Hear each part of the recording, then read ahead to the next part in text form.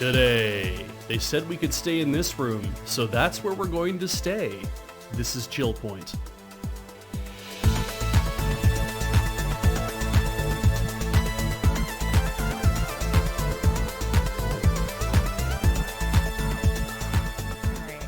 Welcome to ChillPoint, everybody. And it was a bit of a rough start. It's been a little hectic. Yep. I don't know about you, but so when I Heather had the most to do. I got here like 10 minutes late.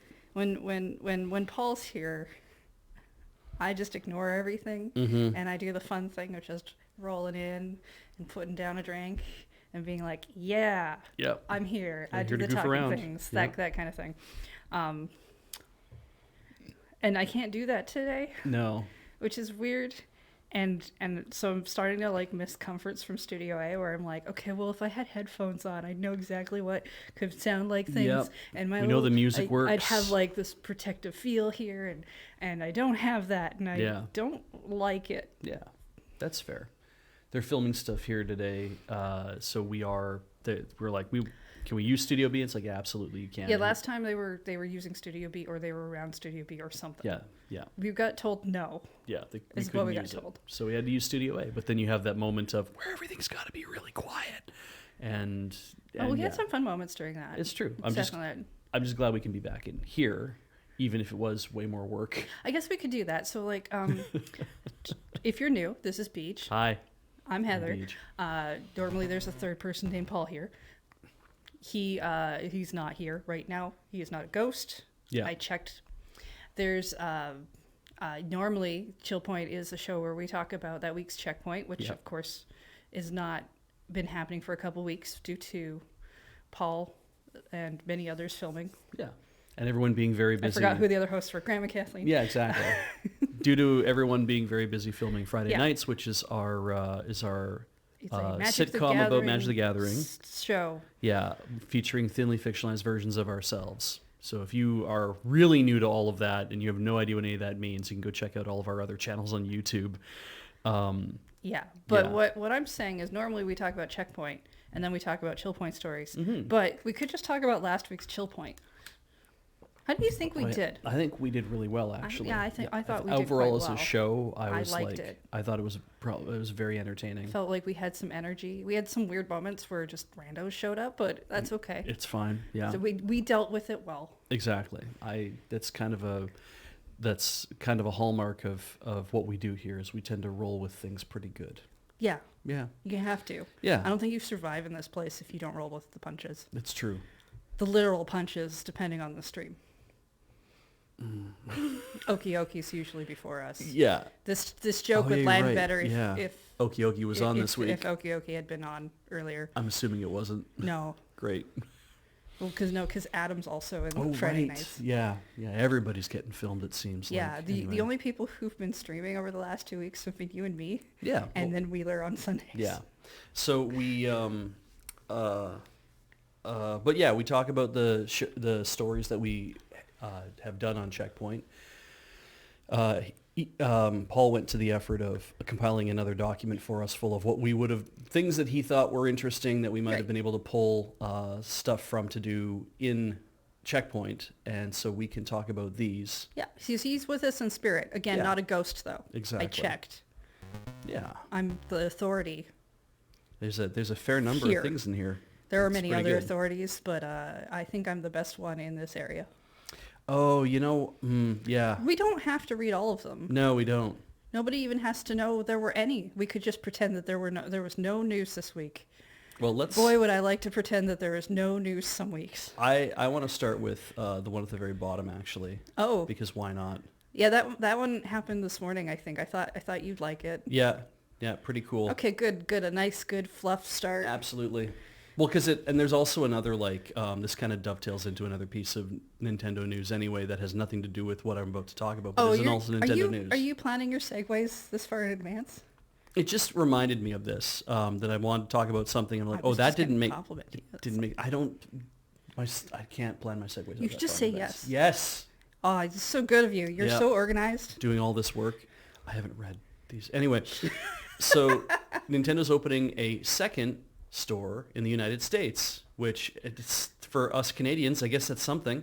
Opening it's in in San 2025. Francisco. Yeah, it's like how It's way closer than it's the like New York how, one. how Edmonton, I think. Alberta has like 3 goddamn Apple stores. And I was like, why did they Why do they have 3 of them? Well, they have the one in West Ed because it's West Ed.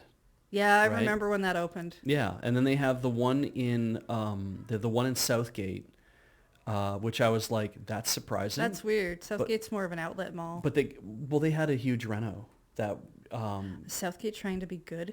I think that was the idea, was like they were like, well, we can be they're right off the White Mud, right? So this is hyper local. Anyway, it's nothing to do with Victoria even. But they're right Different local. They're right off the White Mud, and it's like kind of like West Ed is, and it's like, yeah, they're more towards the center of town. It makes sense that they would be like not a bad place to open an Apple store. I'm pretty sure they opened another one in Kingsway Garden Mall. I might be completely wrong. No. It would be real weird if they did. Kingsway, no, that's weird. I don't think they did, but I was hearing something that they had. So Kingsway's a nice mall. I worked there, but like, Yeah. that's not an Apple store. it doesn't seem like it location. fits that, right? Like, Why are we talking about Apple? I thought we were talking about Nintendo. I just think it's like, well, it's kind of like like Edmonton has multiple Apple stores, as many as Vancouver does, which is also real weird, feels like. But none on the island. Yeah, well, Definitely don't ever open an Apple store on an island that has over 500,000 people living on it. You definitely wouldn't want to have. Look, nobody likes the island. If there's this water in the way, Can't even get an IKEA here. that's why we all have to go to Vancouver when we want to do things. We have to all pay like $200 fucking to drive our car onto the ferry, so that at appropriate times, and then go to the IKEA or the Apple store or anything, or the Daiso, and buy our stuff, and then pay again to get back on the Okay, the I don't thing. care if I'd like an Apple store. That might be convenient, but I'd really just prefer if we got like a couple Daisos. Mm-hmm. We don't really. Wouldn't be so There's bad. a couple of stores that kind of act like that, but they're not that. Yeah. I find that our dollar store selection, like we have a lot of dollar stores here, like lots of Dollaramas and stuff. There's Oh, Dollarama can go to hell. It's at least they have like, at least they're full of stuff, but it's like the more local driven ones are always the ones that are super weird, but at least you know that it's like, well, they're gonna have stuff that you've never heard of before. But at least like the thing, when we go to the Daiso in Richmond, it's like, oh, here's this weirdly feeling high quality everything, like all the Japanese branded products and stuff. I'm like, this actually feels like it's worth it for $4. This feels like it's worth it for $5. I'm just like, why do these things feel like they have way more value, like they're better made somehow? Maybe or something? I don't like. It's not like I really want to go and spend a lot of money on these things. Maybe I could just get like a Daiso themed cafe in town, so I can be in the atmosphere and not actually buy more than a drink. Seattle has a Daiso. Well, yeah, they've got a few. Right, but they're the one that's near downtown, near like the Westin, in that mall that's near the Westin in downtown Seattle, is like a tiny little store. And I remember feeling super disappointed when we were like, oh, they got a Daiso in here, and I went in and I'm like, it's like the As Seen on TV showcase stores that you have in most malls. It's just, or like, it's like the House of Knives. It's like this really like tiny little place, and you're like, they got all this shit floor to ceiling, but it really feels kind of like this isn't quite as good as I thought it was going to be as experience wise. It's like the 2-floor Daiso that's like basically that's almost like a frickin' what's it as big as? It's not as big as like a department store, but yeah. Anyway, so Nintendo's opening one a second U.S. store, so in it's like 2025. they get to have 2 now, which is very exciting. Well, I mean, it is. I mean, I think it's exciting. Yeah. The original one in New York started out as a Pokemon Center ages and ages and ages ago. And then they changed it to a Nintendo store. I think Japan even only has one technical Nintendo store. I think all the other stores they have are Pokemon centers mostly. yeah, I think Tokyo is the only one that has a Nintendo store. I don't really know. I guess they could ask Ian. think it is. He's been to Japan, so he knows everything. well, we went to Kyoto, and I mean, when we went to Kyoto, they didn't have, we stood outside the Nintendo headquarters. Right, we got on the train, we walked to that Lawson's, and then we went from there and found our way to the where the building was, and it was just like, there it is. Took a picture on my iPhone, and I don't no idea where that picture is now, but just this sense of like, we're here, and it's very clear there is no gift shop. Or if there is, they're not advertising to people, you should come into our little gift shop that we have in here. Like this is Nintendo headquarters. Oh, This is no, where they don't people want come and anyone do to come work. near it. There's no sort of like, whereas when we were in the area, we went to Kyoto Animation, and their building that they had a little gift shop, right? And it didn't have a lot of stuff for anything that we were interested in. Well, no, which was but too bad because that's we want Nichijou different. merch. Again, I don't think... But it's like they don't have a Nintendo Kyoto, despite the fact the headquarters is there. They have Nintendo Japan is like the Yeah. Japanese store is in Tokyo. But this So- one's in San Francisco. This one's in San which, Francisco. Please do tell me that is closer to us than the New York one, It right? is definitely closer to us. We're in Victoria, BC, so it's definitely way closer to us. It's Okay, funny cool. because I think the distance between the San Francisco and the New York store is probably about the same. I'm just going to say it. It is the same as between the Tokyo and the San Francisco store. I'm just going to say it. I'm going to say it's true because I have decided that it's true. Okay. Someone in chat's going to be like, shit, you're wrong, but also you're not that wrong, but you are wrong. They're very far apart. Opening two in the U.S. and being like, we're going to put them on opposite coasts. I'm like, great, good idea. Yeah, no, Glad you that's did good. that. That's an awesome thing to do. Glad you're doing that. Yes. Hasn't happened yet. No. I know time is weird, but we're not in 2025 But yet. also, why San Francisco? Why not Seattle? Like Richmond is mean, right, or Redmond is right there. I would prefer Seattle. Yeah. I haven't been to San Francisco, but I have been to San Diego, and that place seemed nice. And it's got San in the title, like San Francisco does. So And I San assume, Angeles, yeah. I assume. No, I don't count that San one. Clemente, and I don't San count that one. Antonio. I'm not counting anything else you're saying. Okay. So I assume they're basically the same and very close together. Yeah. Right? They put all the sands together, right? They don't actually, because San Francisco is technically Northern California. There's no such thing as Northern There's California. Sacramento. California is just a big. It is a block of big, sun. it is a big blocky thing full of sun, but it is like as long as Alberta. Like it is a long province or state. It's more of a state. Alberta is a long province. Anyway, it's more of a state. It's like if Saskatchewan got a little kick at the end of it. It is as big as it is. San Francisco's That's not a sentence. It's a tautology. That's a nothing sentence. Oh, it's as big as it is. Okay, so is everything else on the planet. You're absolutely right. Yeah. Terrible. There aren't too many things that are bigger than they are.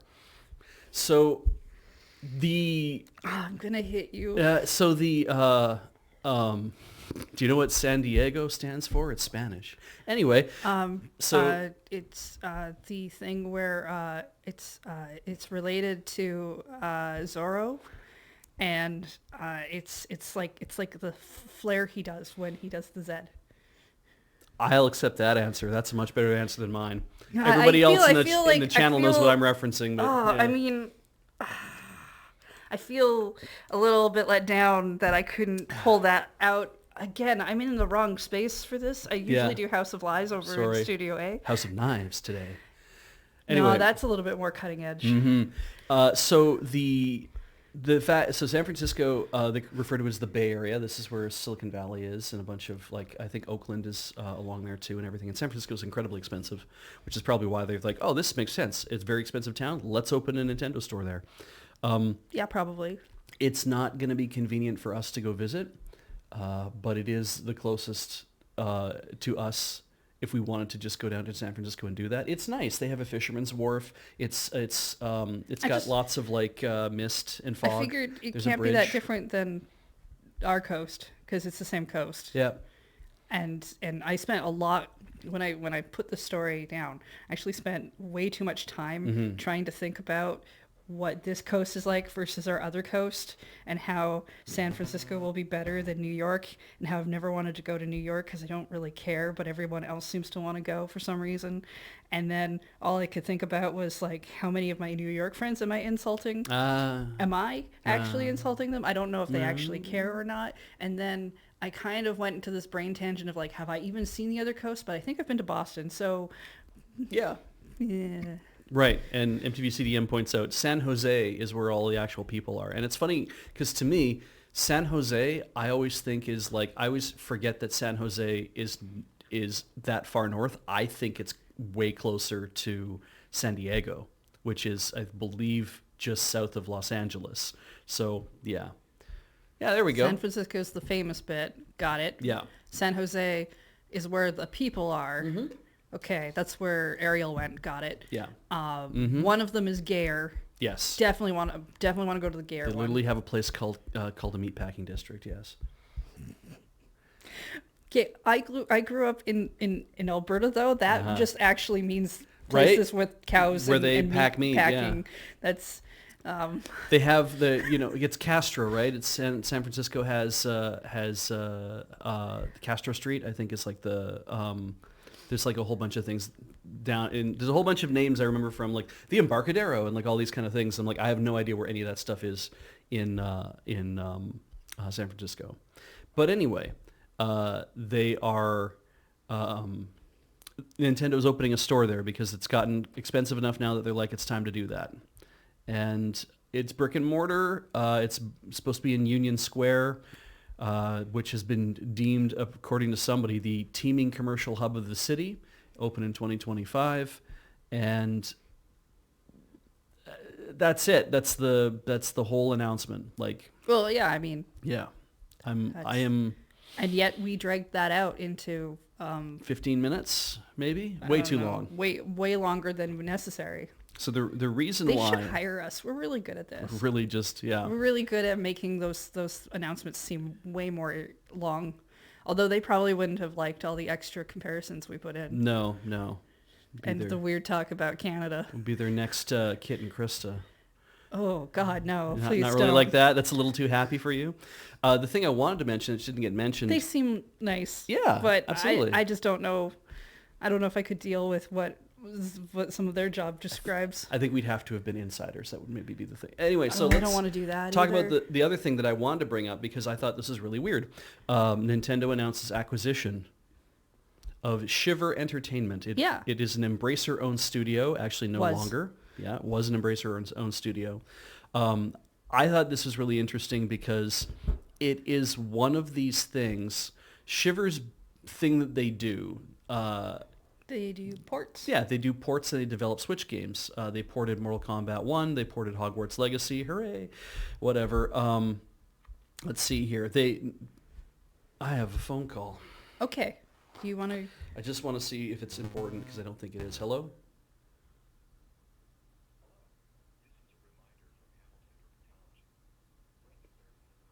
Yep, we can do that later. Okay. Cool. You're not being arrested? No. Great. No.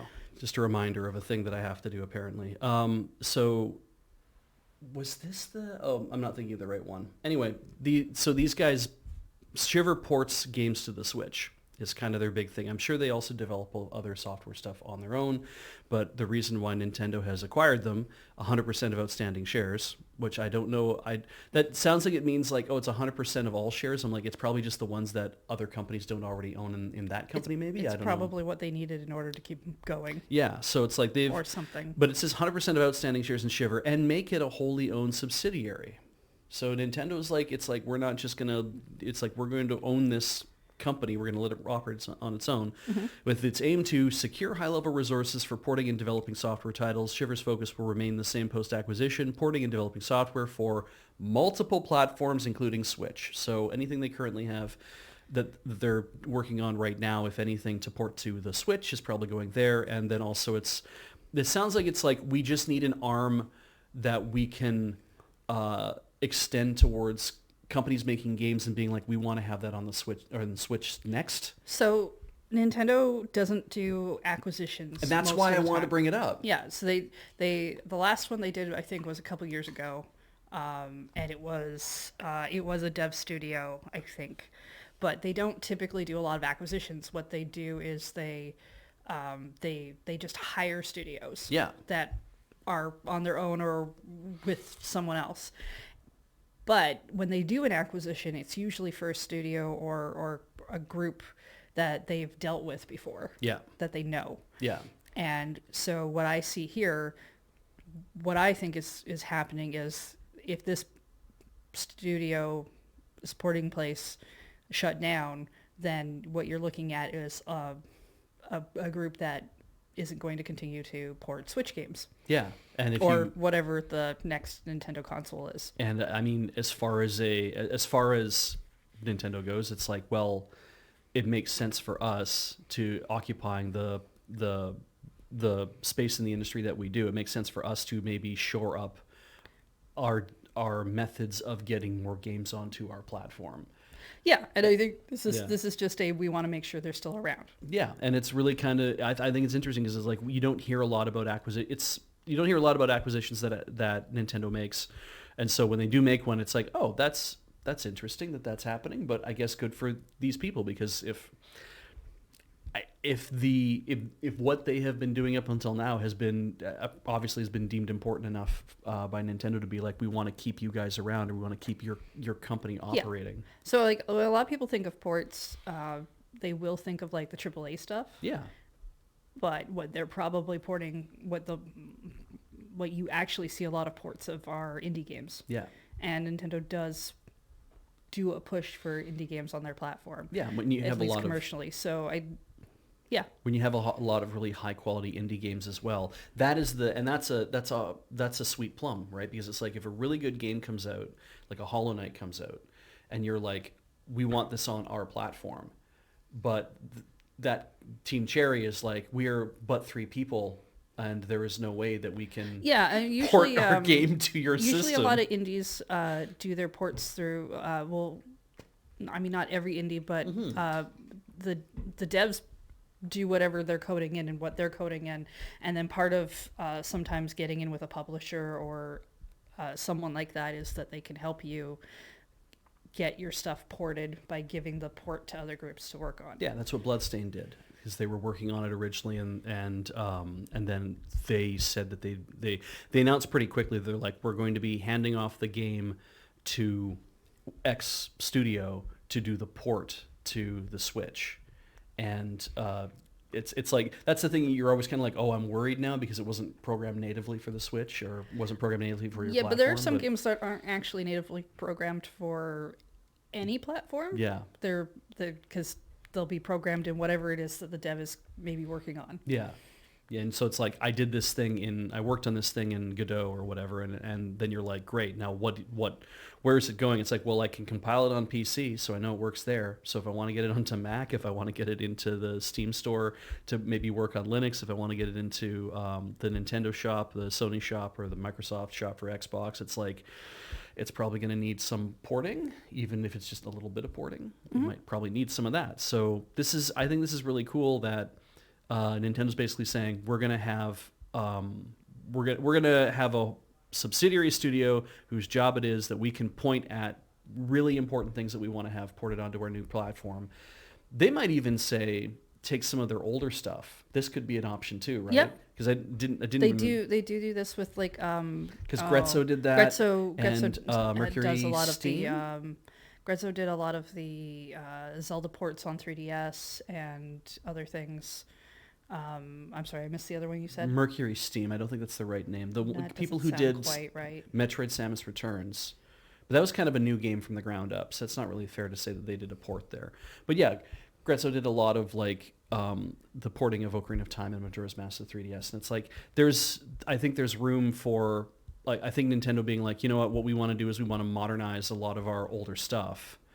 And bring it to 1080p platform of some sort. We want to make it look really nice, and it's like, well, why don't we just have a group whose job it is? And if we assume that the Switch successor ends up being a thing that does 4K or does anything, you might have people who are just working on that. Yeah.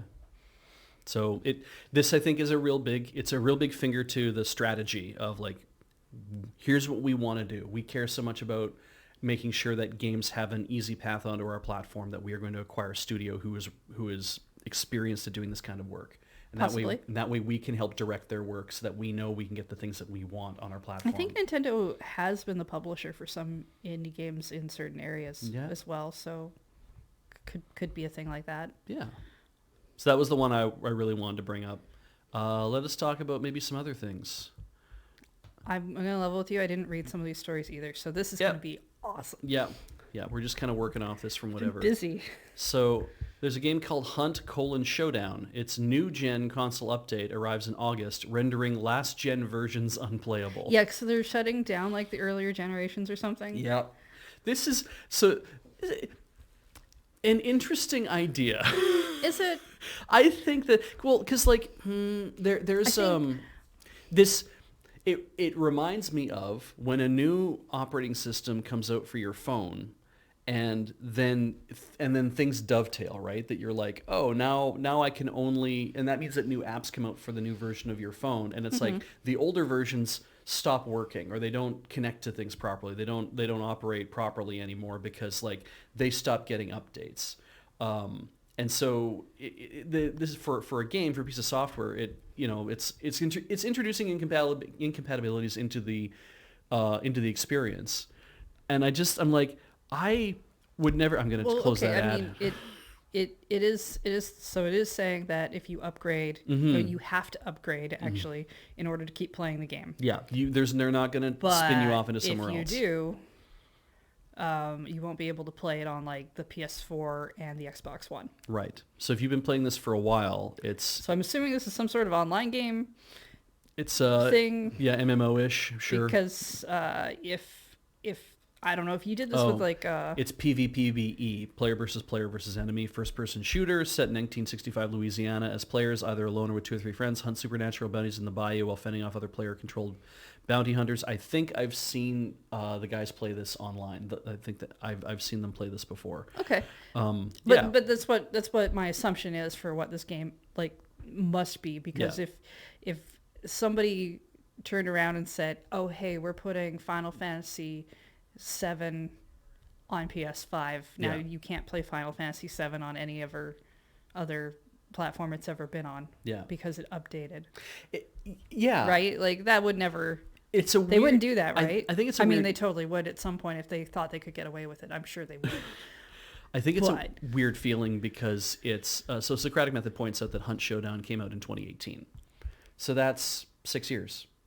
Right? 5.5 years, whatever. 2018 was last year, Reach. Yeah. So 5 years ago, this came out. So I'm seeing here Hunt Showdown first launched for Xbox and PC in 2019, PS4 version arriving in 2020. So even if you assume that people had 3 to 4 years to play this game, it's like this isn't like buying. I play a lot of other. It's not like buying Mario Odyssey, where it's like this game works on this platform and it will work there forever because we are not making changes to the platform or changes to the game that are going to affect. You don't have to buy the next gen Switch. Your initial analogy of like phone apps works, I think, better. Yeah. In terms of what it is. And it's like, right, so the new systems come out and then they're like, well, we're programming all this new stuff. And they're like, you know what? We have finding that we do not want to support these older platforms. And so therefore, we are moving to the new platforms only. And if you want to also keep playing this game, then you have to do that too. So my takeaway is if this is the first time you're hearing about it, there are definitely better sources of news that you should check out. You could just be looking online for stuff. Why come to us? Well, I mean... But it's like you've had 3 to 4 years to play this game. And if you've enjoyed it, then that's great. And you have probably, I mean, we talk about extracting value out of the length of a time that you get to enjoy any sort of media product, right? There's always that thing of like, well, yeah, I mean, is it worth it for me to go to the movies to watch a movie and pay $15 to $20 to $30 to go watch a movie when I could stay at home and I could watch it on streaming, which I'm already paying $11 a month for. I watched it on a smaller TV with a less impressive sound system, but that's okay because it's Failure to Launch starring Matthew McConaughey. It doesn't need to be on a big screen. It's like I can enjoy the entertainment in my house and it's still acceptable to do that. And I think just wasn't expecting specifics. I know, right? It's really. I don't know why that jumped out of my head like that. I don't know why that one. One.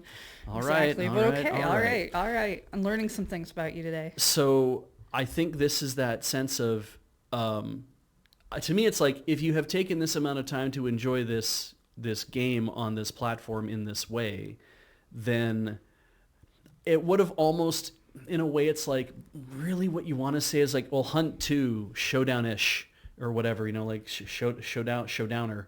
Hunt 2 Showdowner comes out. If that was what they were working on and being like, we're making a new version of the game and it launches on here, and by the way, we're shutting down the old one, I think people will be even more pissed because be like, you're going to shut down access to the old game completely, and you're going to charge me another $70-$80. They did that brand new already, game. but that was called Overwatch 2. Yeah, right. So for this, if it's like if you've paid your money to play this and you're getting an update for it, it is kind of what you're getting in this way. It's just that it's always about messaging, right? That it's like, how do you tell people? That's what I mean. Because when you look at the title of the article, it's saying, oh, hey, this will happen, and then this other thing will happen. It's not untrue. No. But it does sound awful. It does really feel like, what do you mean I can't play my old version of this game? What if I don't want to update this thing? And it's like, well, I mean, rather, but it is more about what if I can't? And it's like, well, if you can't, then you can't play it anymore. Headlines are weird that way. And so what you're essentially doing, if you want to continue to play Hunt Showdown, is that, and you own a PS4 because you're like, I can't afford to buy a PS5 or anything else, then you're like, well, I guess I don't play Hunt Showdown anymore. Could we sell hats? Could we sell like hats that I like to wear so that I can just have a constant supply of hats that I don't have to go hunting down? Just find that hat and continue to make it? Yeah. Yeah. I can't always find this style of hat for some reason. I don't know why. It seems very basic to me.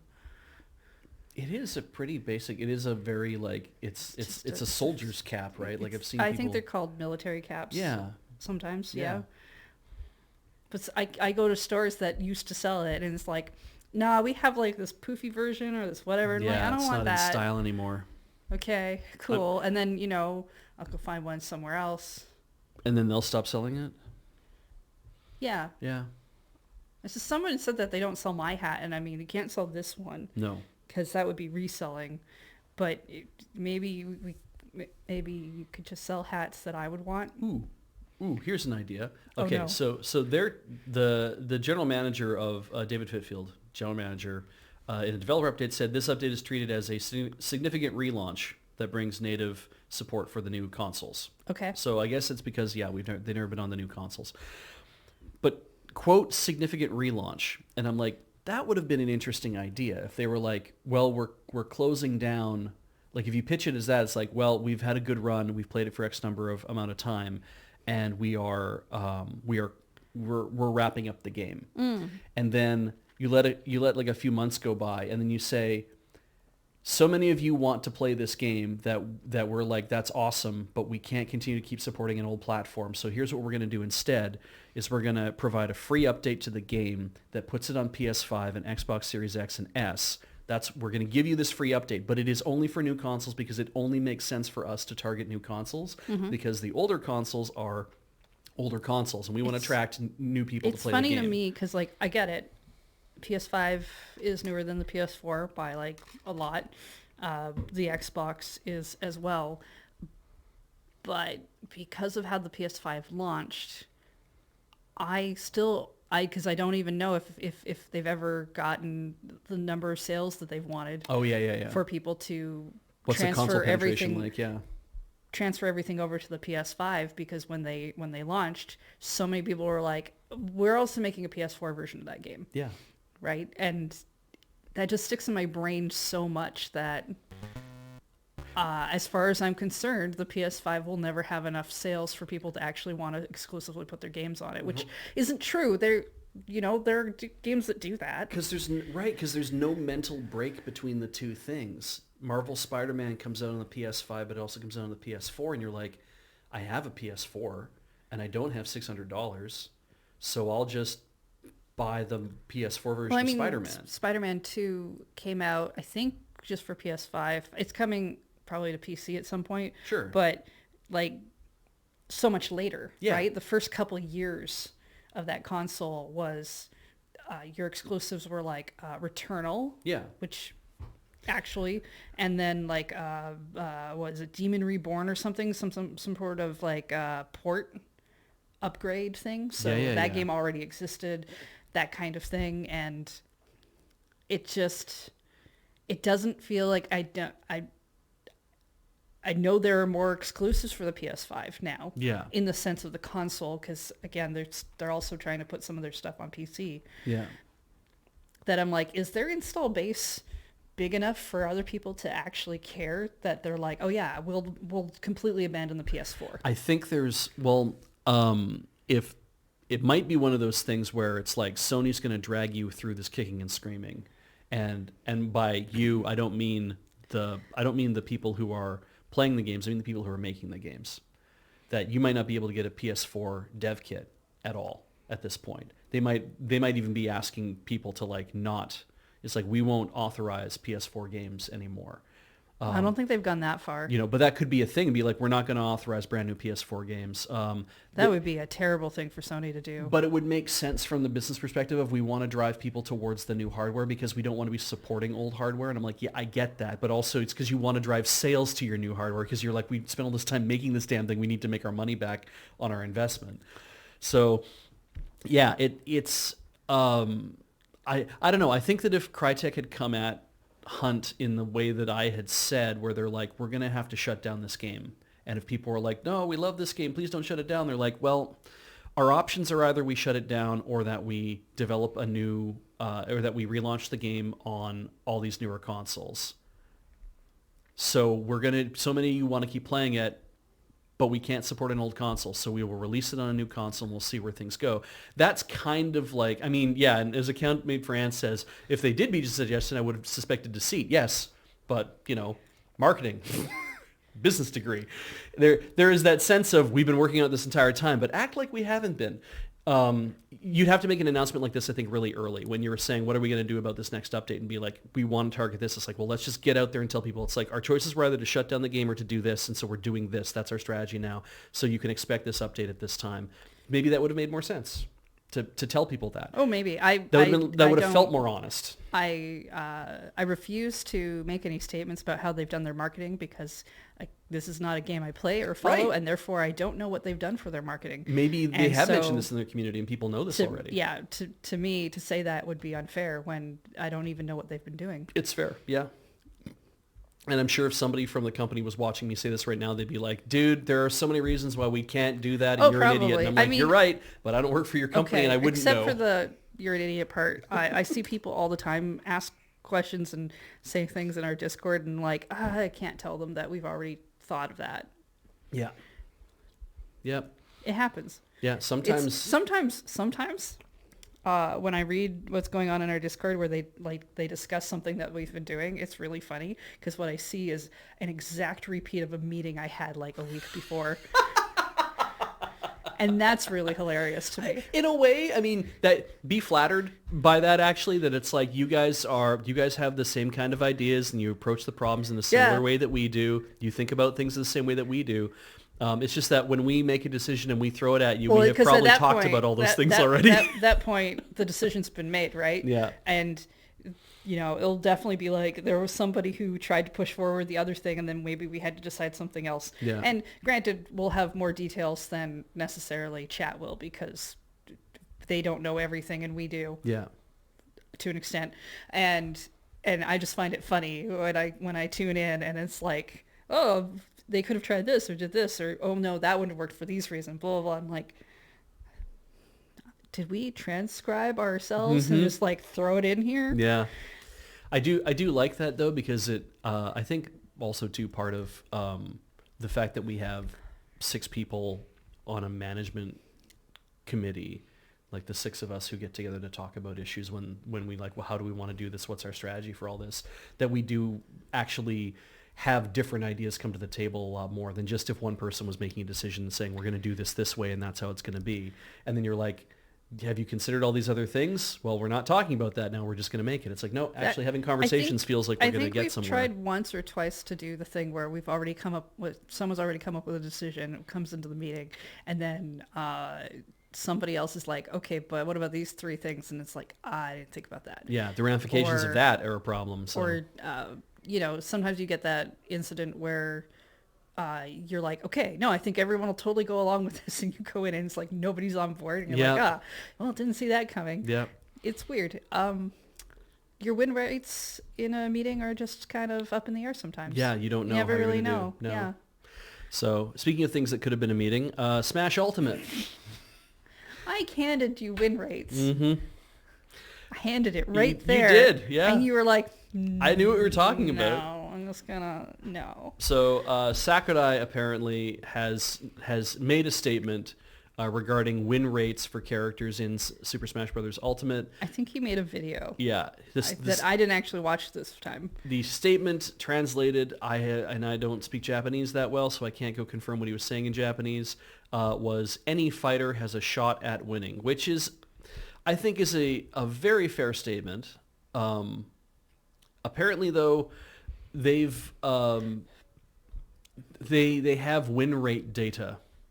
They got it. They're getting reports back apparently through online battles to be like, how are people doing when there's two characters face off against each other? And the difference between the absolute lowest character and the absolute highest performing character is 47% win rate for the lowest character and 51% win rate for the highest rated character. There's a 4% difference. The 4.5%, 4.3% difference or whatever between the between anybody fighting. They don't say who the worst and the best is because, of course, this is Sakurai. He doesn't do discourse. he doesn't say it, Yoshi. He doesn't just say who the shittiest character is or who the best character is. Oh, I know. It's just I picture. Picture him getting up one day and choosing violence in that way, and there's something really and here's amazing the thing about wanting him to watch the world burn. Like Lurker Spine says here, I wouldn't judge by Nintendo's online statistics, and also no top players playing online with Nintendo. Right. They're not, but he's not talking about top players. What he's talking about is when hundreds of thousands of online matches have been going on, here's the data that we can see, and here's how we know that people perform against each other in this arena. Like, that is the thing. And when you come to it that way, it is showing that it's like, look, that's way more data than you would have in any other form. Because if you take a top player might only be familiar with one or two or three characters, and those are the ones they've chosen to focus on. And the problem with this too is that the meta destroys data. Because if people are like, oh, well, for example, the best player in the game is Mario. Let's just say that, right? Like the person who's won the most championships has always played as Mario, and they are always winning as Mario. Then the meta becomes, well, Mario's the best character in the game to play. Why? Because the most championship wins have always been Mario. Right. Okay. But that might not be true. We could just go with the fact that, according to that graphic, it says there's 87 fighters, and I'm at that point. There's no way that all 87 fighters have even gone through a competitive sport. There's that too. Likely. So right? I don't know how many people play ice climbers in competition. That's it's probably not a thing that happens that often. Maybe there's not a lot of people playing as Joker or as the Mii fighter with the sword or whatever. Right? It's like it's Piranha Plant. Piranha Plant secretly is the fighter that you have to watch out for because nobody expects a pot to have toes. And there have been competitions where people have said, okay, you can play as anything that you want except Bayonetta or whatever, right? Like it's like you can't play as so-and-so. Why? Because we haven't figured that out yet. That's true. That's right. They do sometimes ban certain characters, right? Yeah. Yeah. And so if they're looking at like, here's the massive amount of data that we do have. Who knows how many actual matches there are because I didn't watch the video. What they're getting out of this is that, look, for the vast majority of people playing this game, you have an equal chance to win or lose. When you're playing online with these characters, you would have an equal chance to win or lose because you might have a better ability with one character than another. Maybe you haven't found the one that you like the best yet. I always like to play as Samus because I like to do the space jump, the spin smash jump, whatever the fuck you call it. But yeah, it's I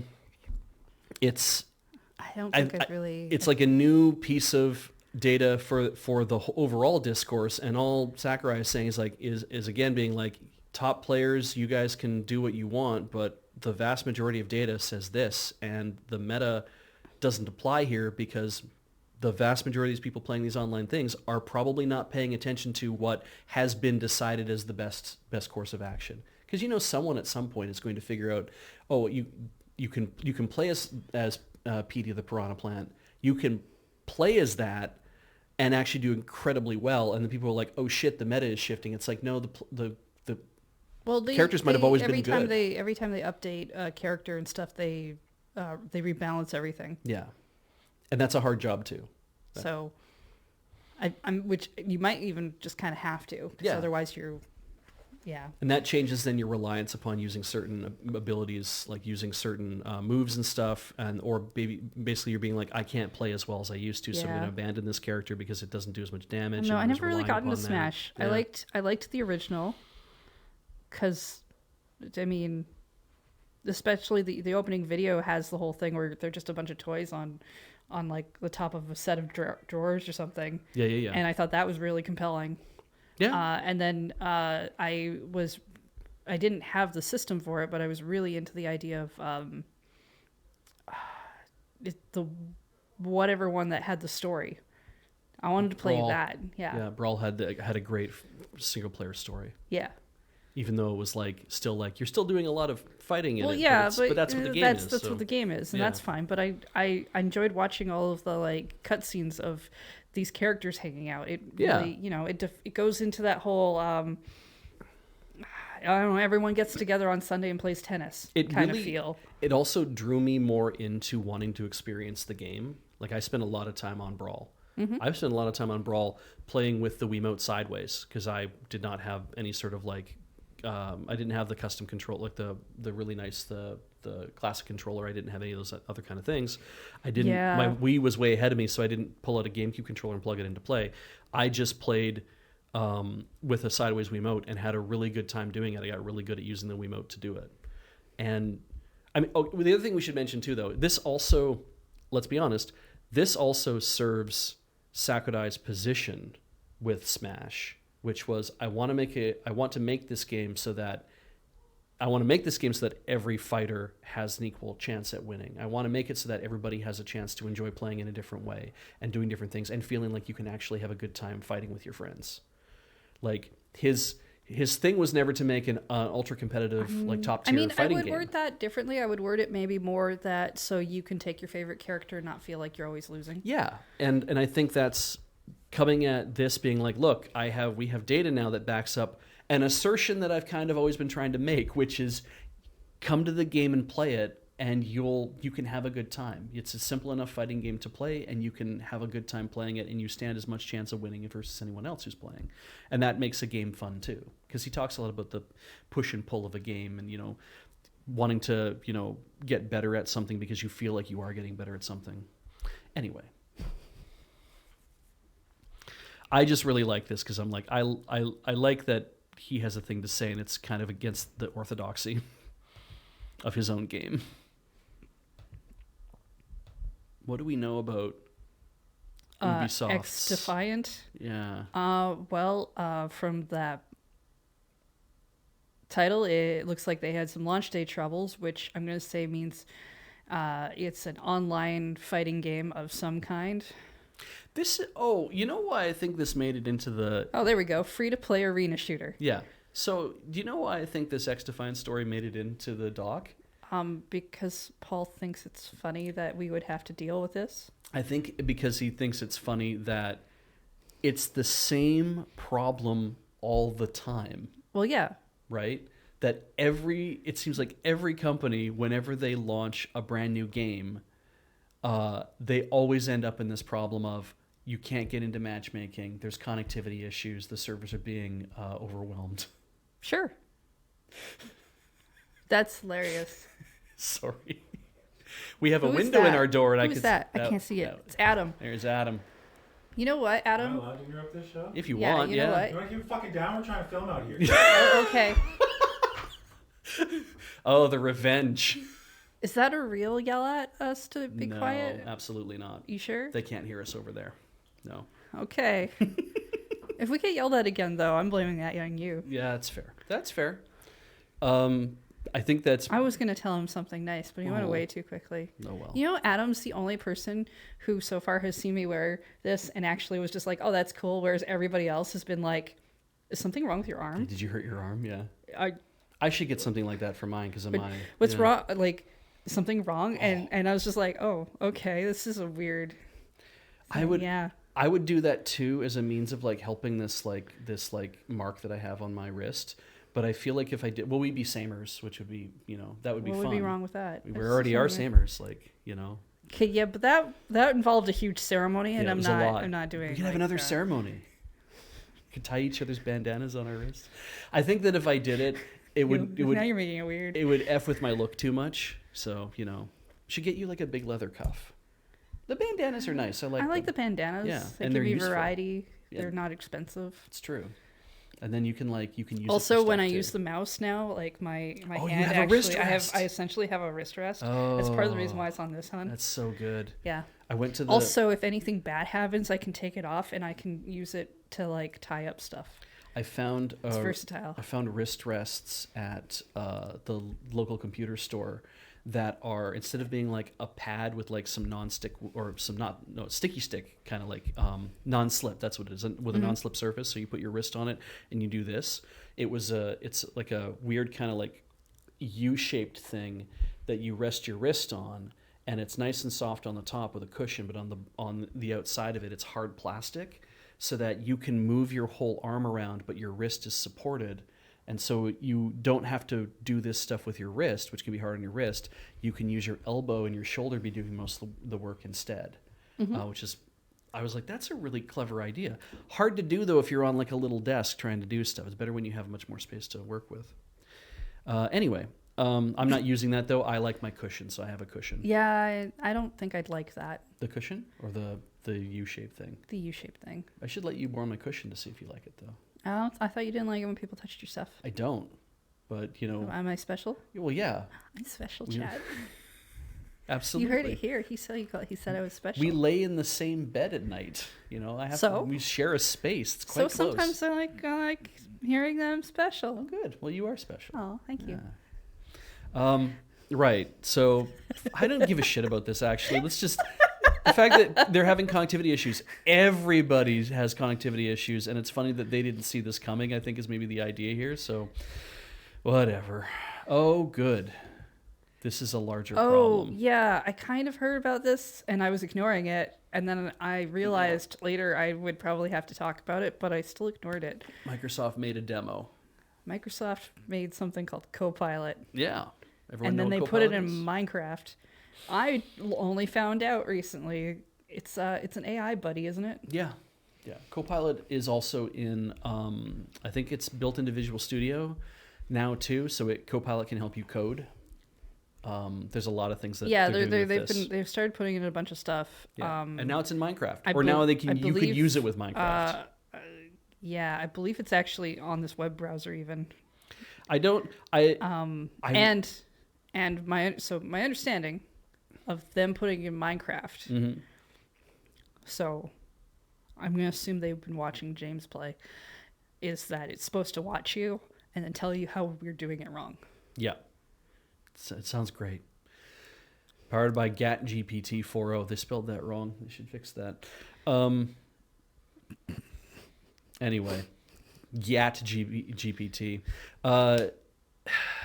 It comments, like the picture that we see here in Ars Technica is Copilot written below, like is it Steve? Your avatar in Minecraft. Steve is one of them, Yeah, yes. I believe he's the original. Is looking at a zombie, and then Copilot says, "Oh no, it's a zombie, run." And I'm sure it narrates that into your brain so you can hear that.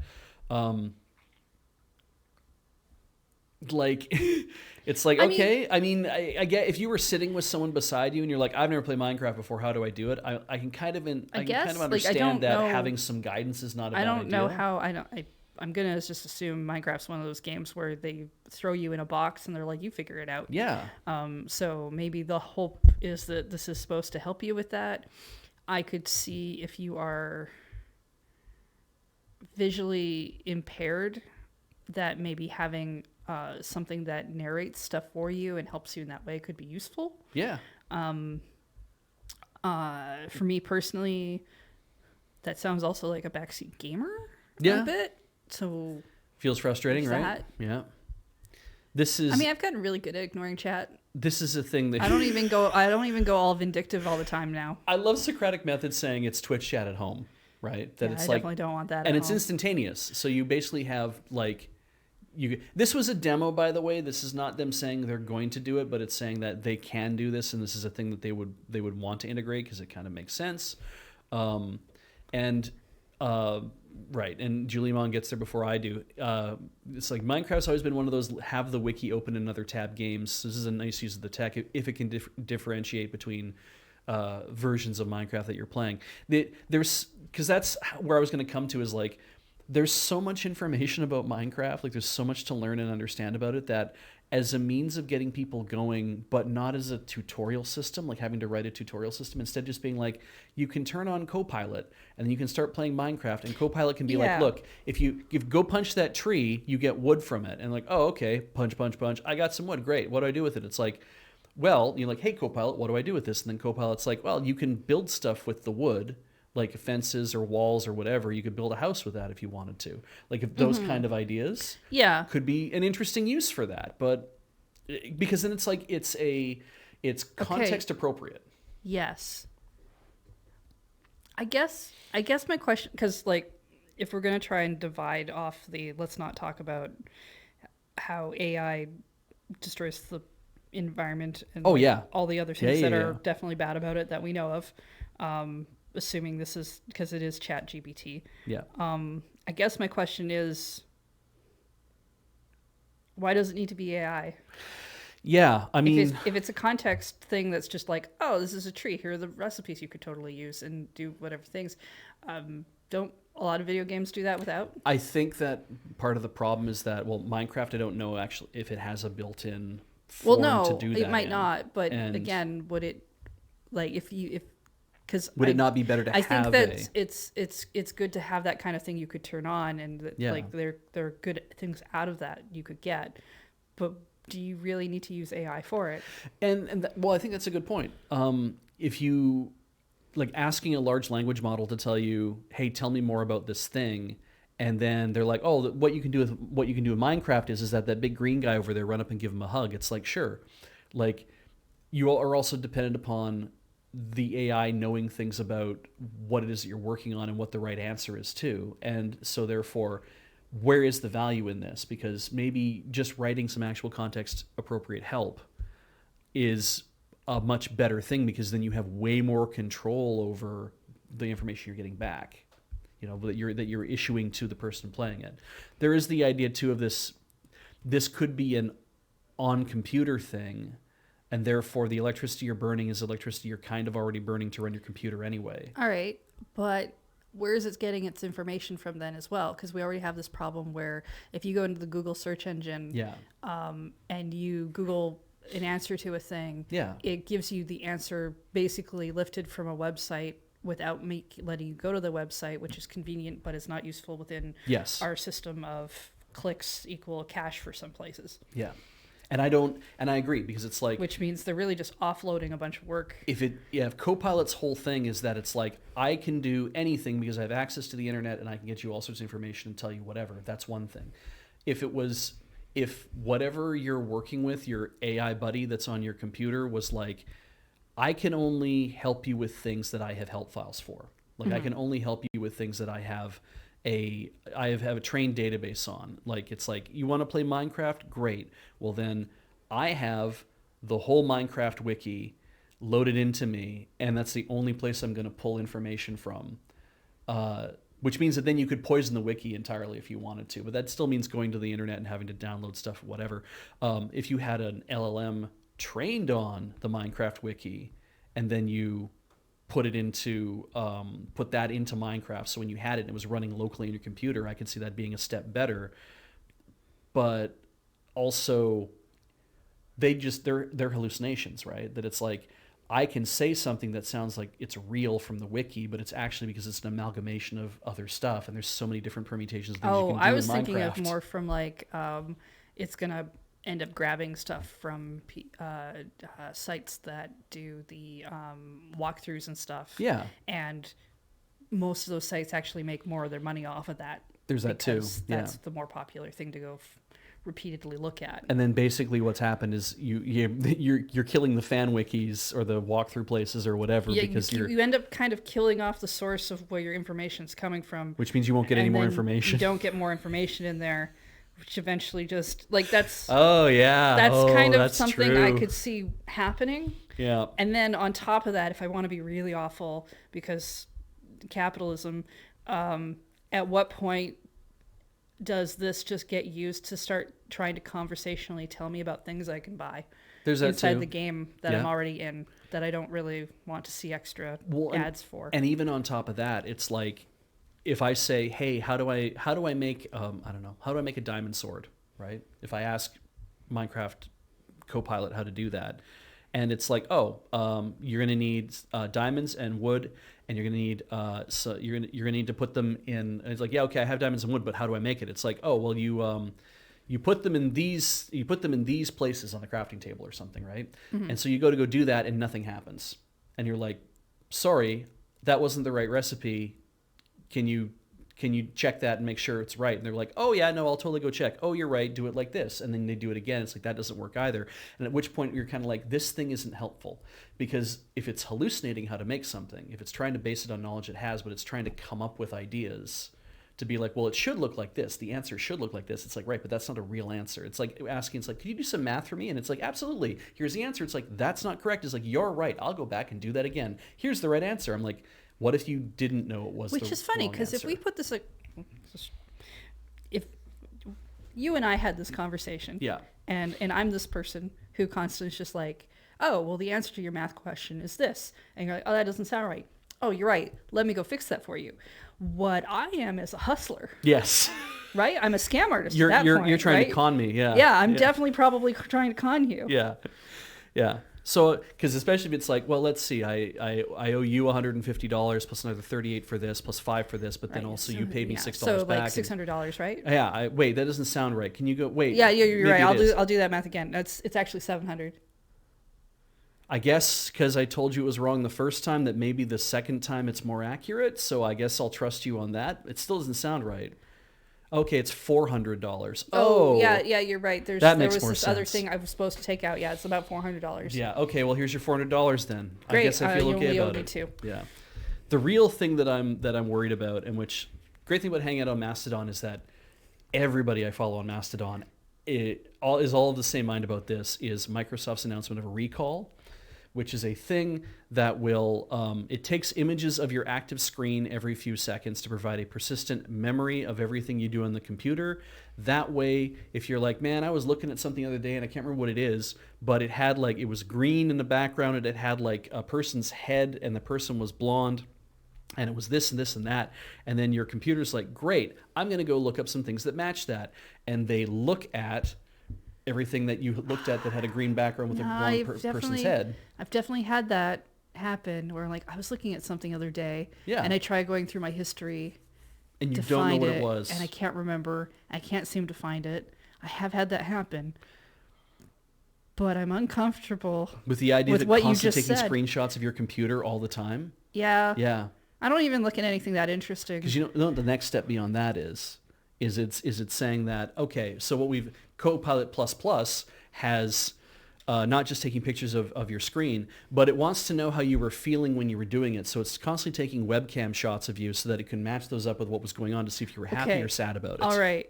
I'm honestly gonna tell you, most of the time when I'm in front of the computer, the only emotion it's gonna register is sad. Yeah. And so that is not gonna be a useful dynamic for it. Yeah. I mean, well, but you watch a lot of stuff on like Netflix and stuff on your computer. Like you have your iPad open and stuff. So, I mean, if you're watching stuff on your Windows computer and you're watching things on Netflix, you'd probably be happy because you're watching a fun show and you're having a good time and you're laughing or whatever.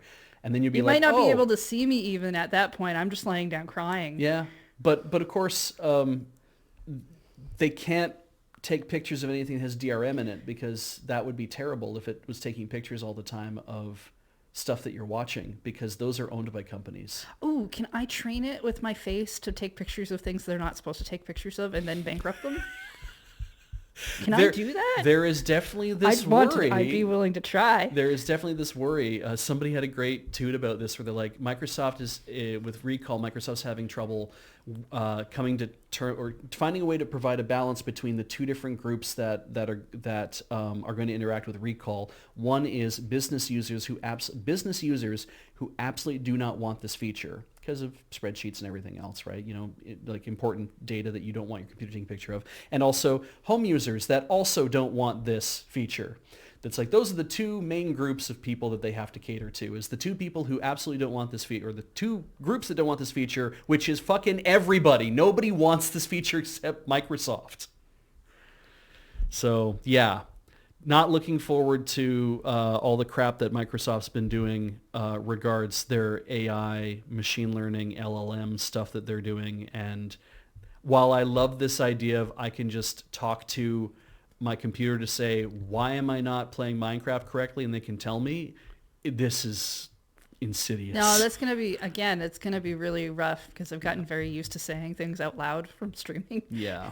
And until any of this stuff gets really, really good, I think them saying we're just going to release it and see what happens. I'm like, I am starting to really get over the idea of move fast and break things. I'm kind of like, how about you clean up the shit you keep breaking? All right. This is why I need a sledgehammer. This is going to affect us in some ways, possibly. Well, I mean, not kind of. It's a checkpoint. It's not. Okay, so IGN Entertainment is buying Games Industry, Rock Paper Shotgun, and Who are the other what are ones? the other VG247, And Dicebreaker. which I've honestly never heard of. Yeah. They're basically buying... Oh, right. I forgot they bought How Long to Beat Yeah. and Humble. They as bought well Gamer recently. Network, and that has Eurogamer and Games Industry and like all that kind of stuff. The events that Gamer Network ran, like EGX and MCM, did not get included in the sales. The entertainment site Popverse will remain with Read Pop, so I'm assuming that those things are gonna go over to there. Ziff Davis subsidiary, IGN I didn't know was part of Ziff Davis. Yeah. IGN owns How Long to Beat, and they own Humble Bundle. Yeah. Huh, I was not aware of that. Yeah, that happened a little while ago. So they have now also laid off several employees within Gamer Network. Of course. Editorial people, managing editor Brendan Sinclair, and RPS's deputy editor Alice Bell.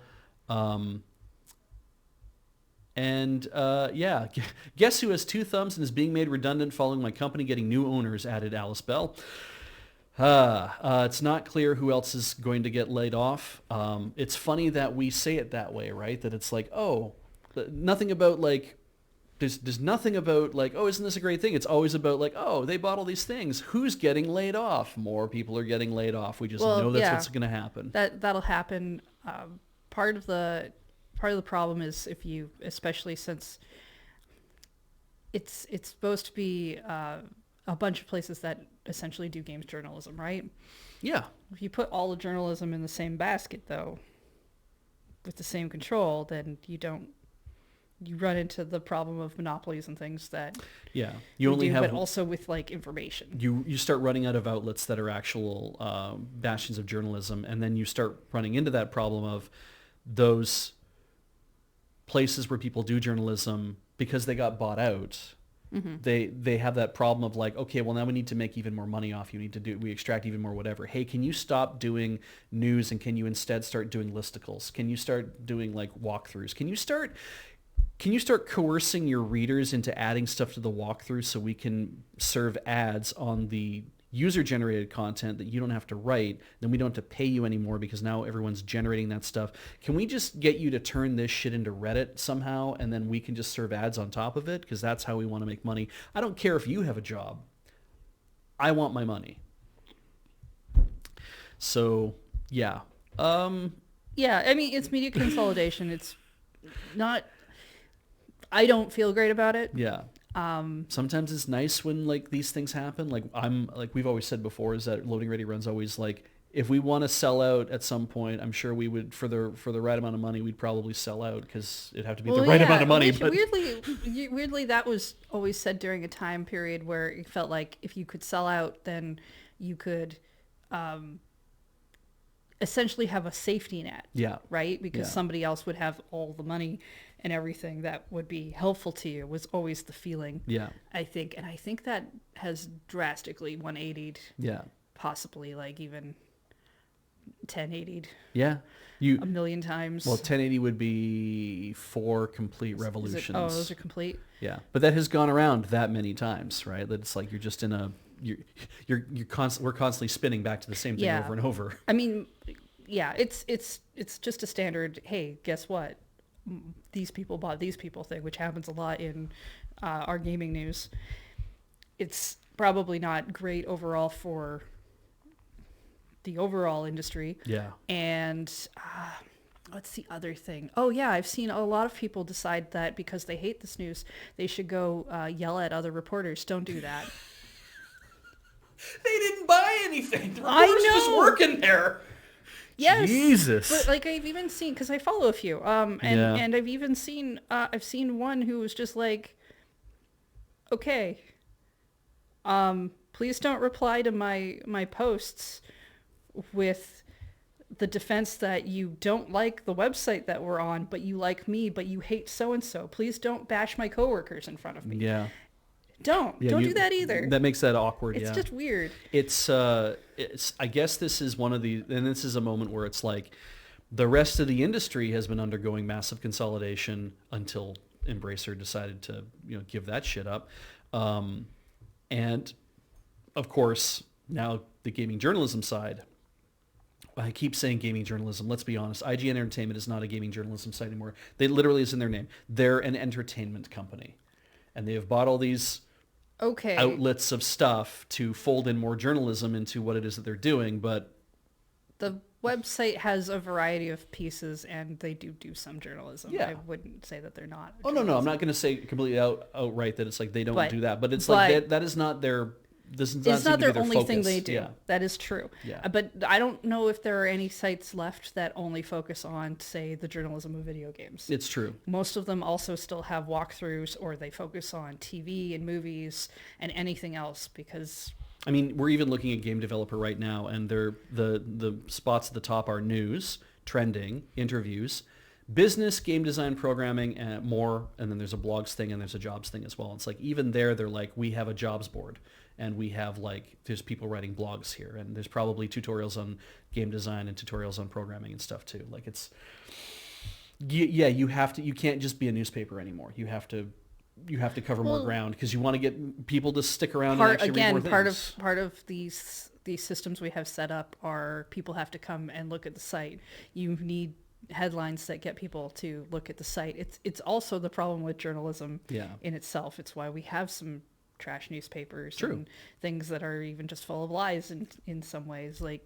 And I love reading Ars Technica, but Ars Technica has a couple people who work the games beat on it.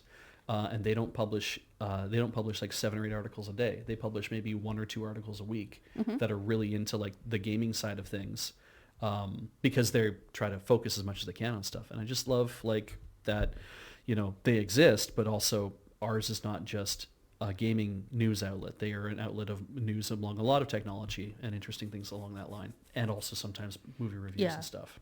It's actually one of the reasons I have a hard time reading. I think it's Polygon that does this when you show up, where it's just like there's a bunch of big headlines and everything feels very kind of bloggy because I can't find the sections I'm trying to actually read. Yeah. I don't know. Let's see. That might also just be more of a UI issue than a thing. Oh yeah, I hear you can get some replica guns. Replica guns. Pistols. Yeah. Tomb Raider 1 through 3 remastered. Physical collector's edition. I assume those replica pistols are pixely? I don't know. They don't look pixely. Can we... Yeah, you gotta go to screen cap. Screen cap. I'm kind of driving here, but we're not, I'm just letting you. Yeah, that's Thank fine. you. So yeah, the limited run's doing a collector's edition, and you just get guns. Just have some guns. Yeah, I think they did that with the Persona 3 Reloaded one. Yeah. I do. Not necessarily limited run, because I don't know if it was them or not. That's a lot of stuff in this box. Oh my god. Though I guess you're not getting 4 copies of the game. I don't think you get all the games. Yeah. I think you pick a version. That's usually how that works, but... So I guess what you're getting, the soundtrack, the map book, you're getting the figures, 3 figures it looks like, because one of them is showing you what it looks like inside the box. You're getting the trading cards, you're getting one of the games that comes with it, probably in the steelbook already, or unless the steelbook is... the Switch version of the steelbook, I guess, is a different size. It comes with posters, and then of course it has classic Lara Croft pistol replicas in lit shadow box. I mean, the fact that it's in lit yellow. shadow box is nice. I still think trading cards are a weird thing to put in a collector's edition of anything. Yeah. Because they don't.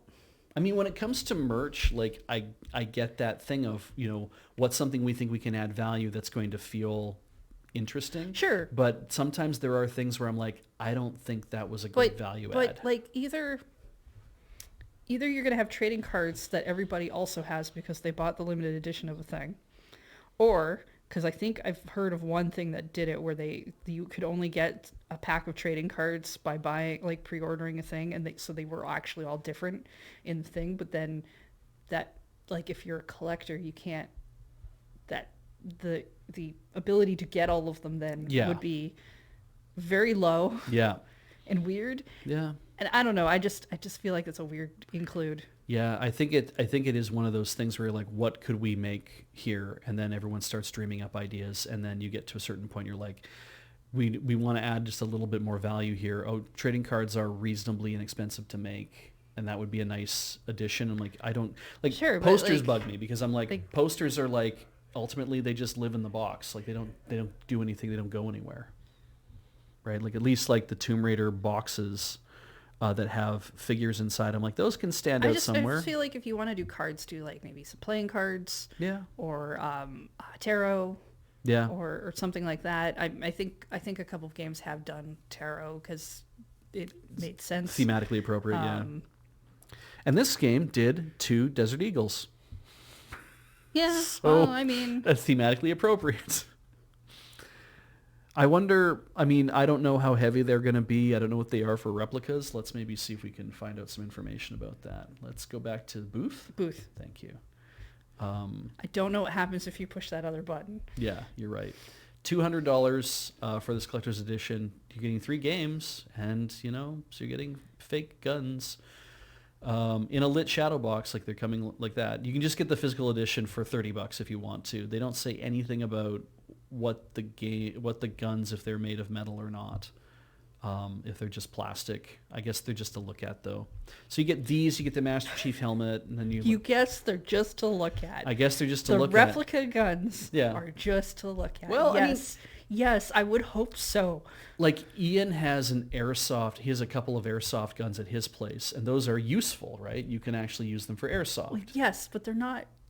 Right? They are replicas, and I'm just like, I would think that these could be cosplay items, but maybe they're not good cosplay items. They are not good cosplay items because there's nothing on them that deems that these are not real guns. Yeah, you'd have to put a piece of orange tape on the front of them just to be like, we're going to piece bond these things and we're going to let people know that they're not going to kill you. And yeah, well, I mean, for cosplay posing in studio and stuff, people will do that kind of thing where they'll bring in things that are like, not like con cosplay, but studio cosplay. Anyway. You definitely don't want to be like outside somewhere where people can see you just like brandishing these 2 things. Yeah, guns.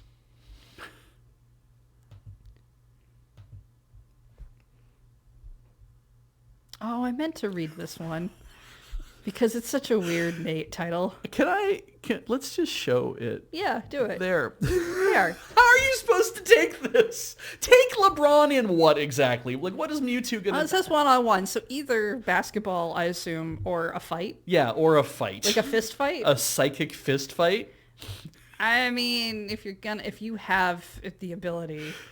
I do... Like, if I could psychically fist fight, I'd probably do it that way, too. I like that, because the first part is, could Mewtwo take LeBron 1-on-1? Okay, that's a schoolyard stuff. But also, ESPN Stephen A. Smith weighs in. And Stephen A. Smith, I think, if I remember him correctly, he is like, yeah, he does want to, like... He likes to engage with this kind of stuff. He likes to do the sillier things. And there is a video of him actually doing it, because...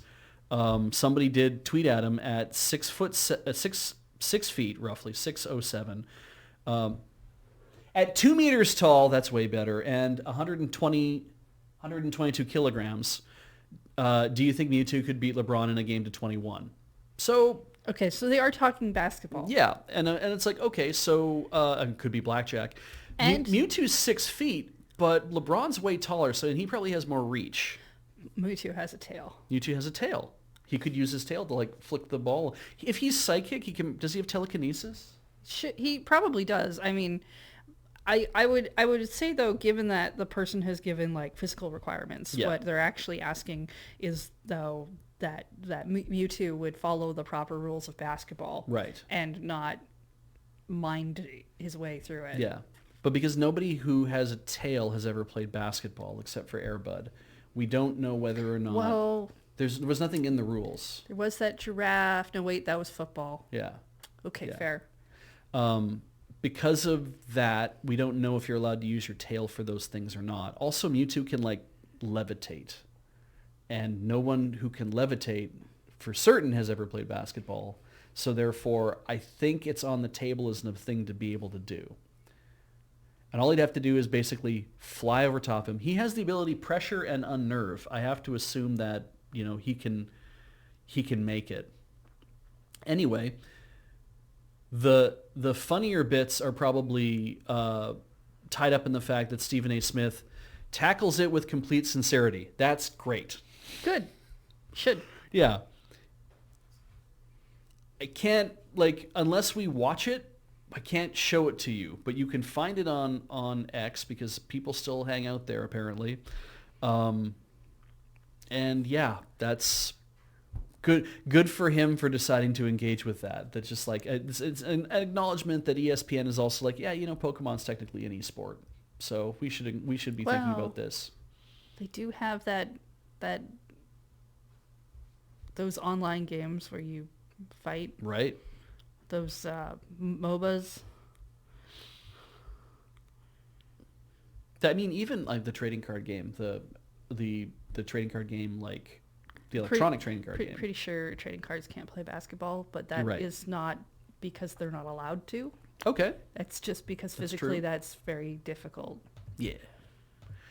All right. Minecraft. Another Minecraft story. We missed this one. They're celebrating 15 years with a free anniversary map. Like a physical map? It's a Did Minecraft just finally get a map? made in I thought they partnership. had maps. Made in partnership with our pals in Orville Studios, this marvelous map holds a massive Minecraft museum filled with key moments in Minecraft history. Play mini games, collect lost memories, explore historical exhibits to unlock the rich history of Minecraft.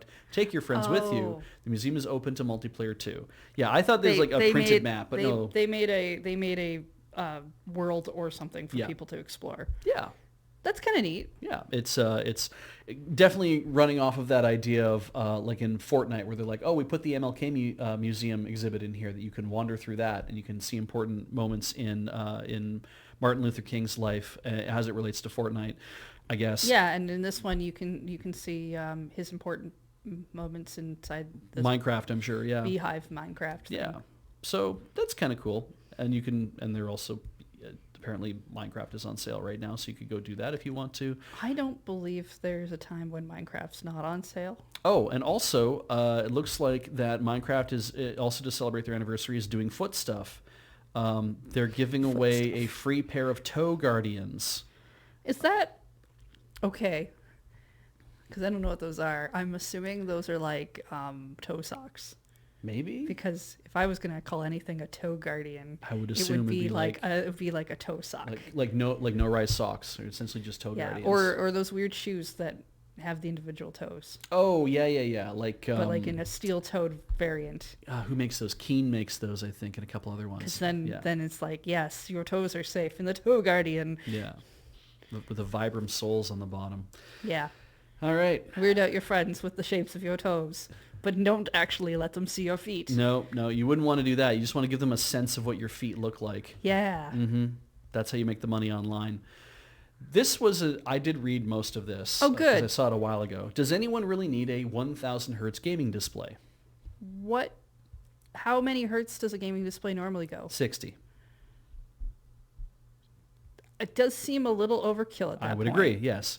So TCL, this is what I find interesting, is I didn't think that TCL makes its own LCDs. I know people are like 144. Just hold on. Okay, but that's still very far away Hold on. from 1,000.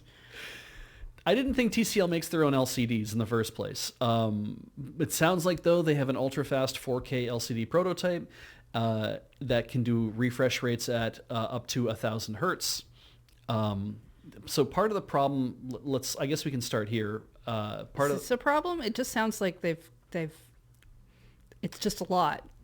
It doesn't sound like a problem. It sounds like they've solved everything. It comes back to persistence of vision, right? That there's that thing of like something looks like it's moving, like an animation looks like it's moving if you have a certain number of frames going by per second, that your brain interpolates there's motion in between those things. Yes. And if you get down to like 10 frames a second, it looks janky as hell, but it's still like you can see that something is moving. I frequently move at about 1 frame per second when I get out of bed in the morning. Yeah. And so the 30 frames a second has been accepted as like that is smooth enough motion to fool the eye that looks like things are going on. 25 frames per second and 24 frames a second, also very smooth. Yeah, that's what a lot of TV goes for. Exactly, right? PAL is 25, I believe, on a 50 hertz refresh, and film cinema is 24 settings. But we kind of have been like 30 feels good. It's what we've been doing a lot of stuff in. And then more recently, well, the more frames per second you can push, then the smoother things look, because then you get up to 60 frames a second, and you can match that to the refresh rate of your monitor. So you have a 60 hertz monitor refreshing at 60 frames a sec, or 60 frames per second refreshing at 60 hertz. Then it's like everything kind of locks in real good. We've had the wars of refresh rates where you're getting to like 144, and you know, the higher frames you can push, the smoother everything looks on a high refresh rate monitor as well. There are 480 hertz monitors. I do remember that, and I'm just seeing it now again in front of me, but I'm like, right, that is a thing that there's been like, Sure. you know, but they are 1080p. And so if you want to do 4K, so you can have a more dots per inch, well, maybe that's not really a great way to say that, but you want to have like a higher dot pitch and also have high refresh rate. Well, you have to be able to push a ton of data to the screen as well at the same time, because that means that as it's refreshing and you're playing, you want to be able to have the thing refresh actively. But you can play a 60 frames per second game on a 480 hertz monitor, and it should still look smooth. It just means that it's refreshing that screen more and more and more and more often. And apparently that can look really like even smoother than a 60 or 120 hertz refresh, even though you're only pushing 60 frames a second.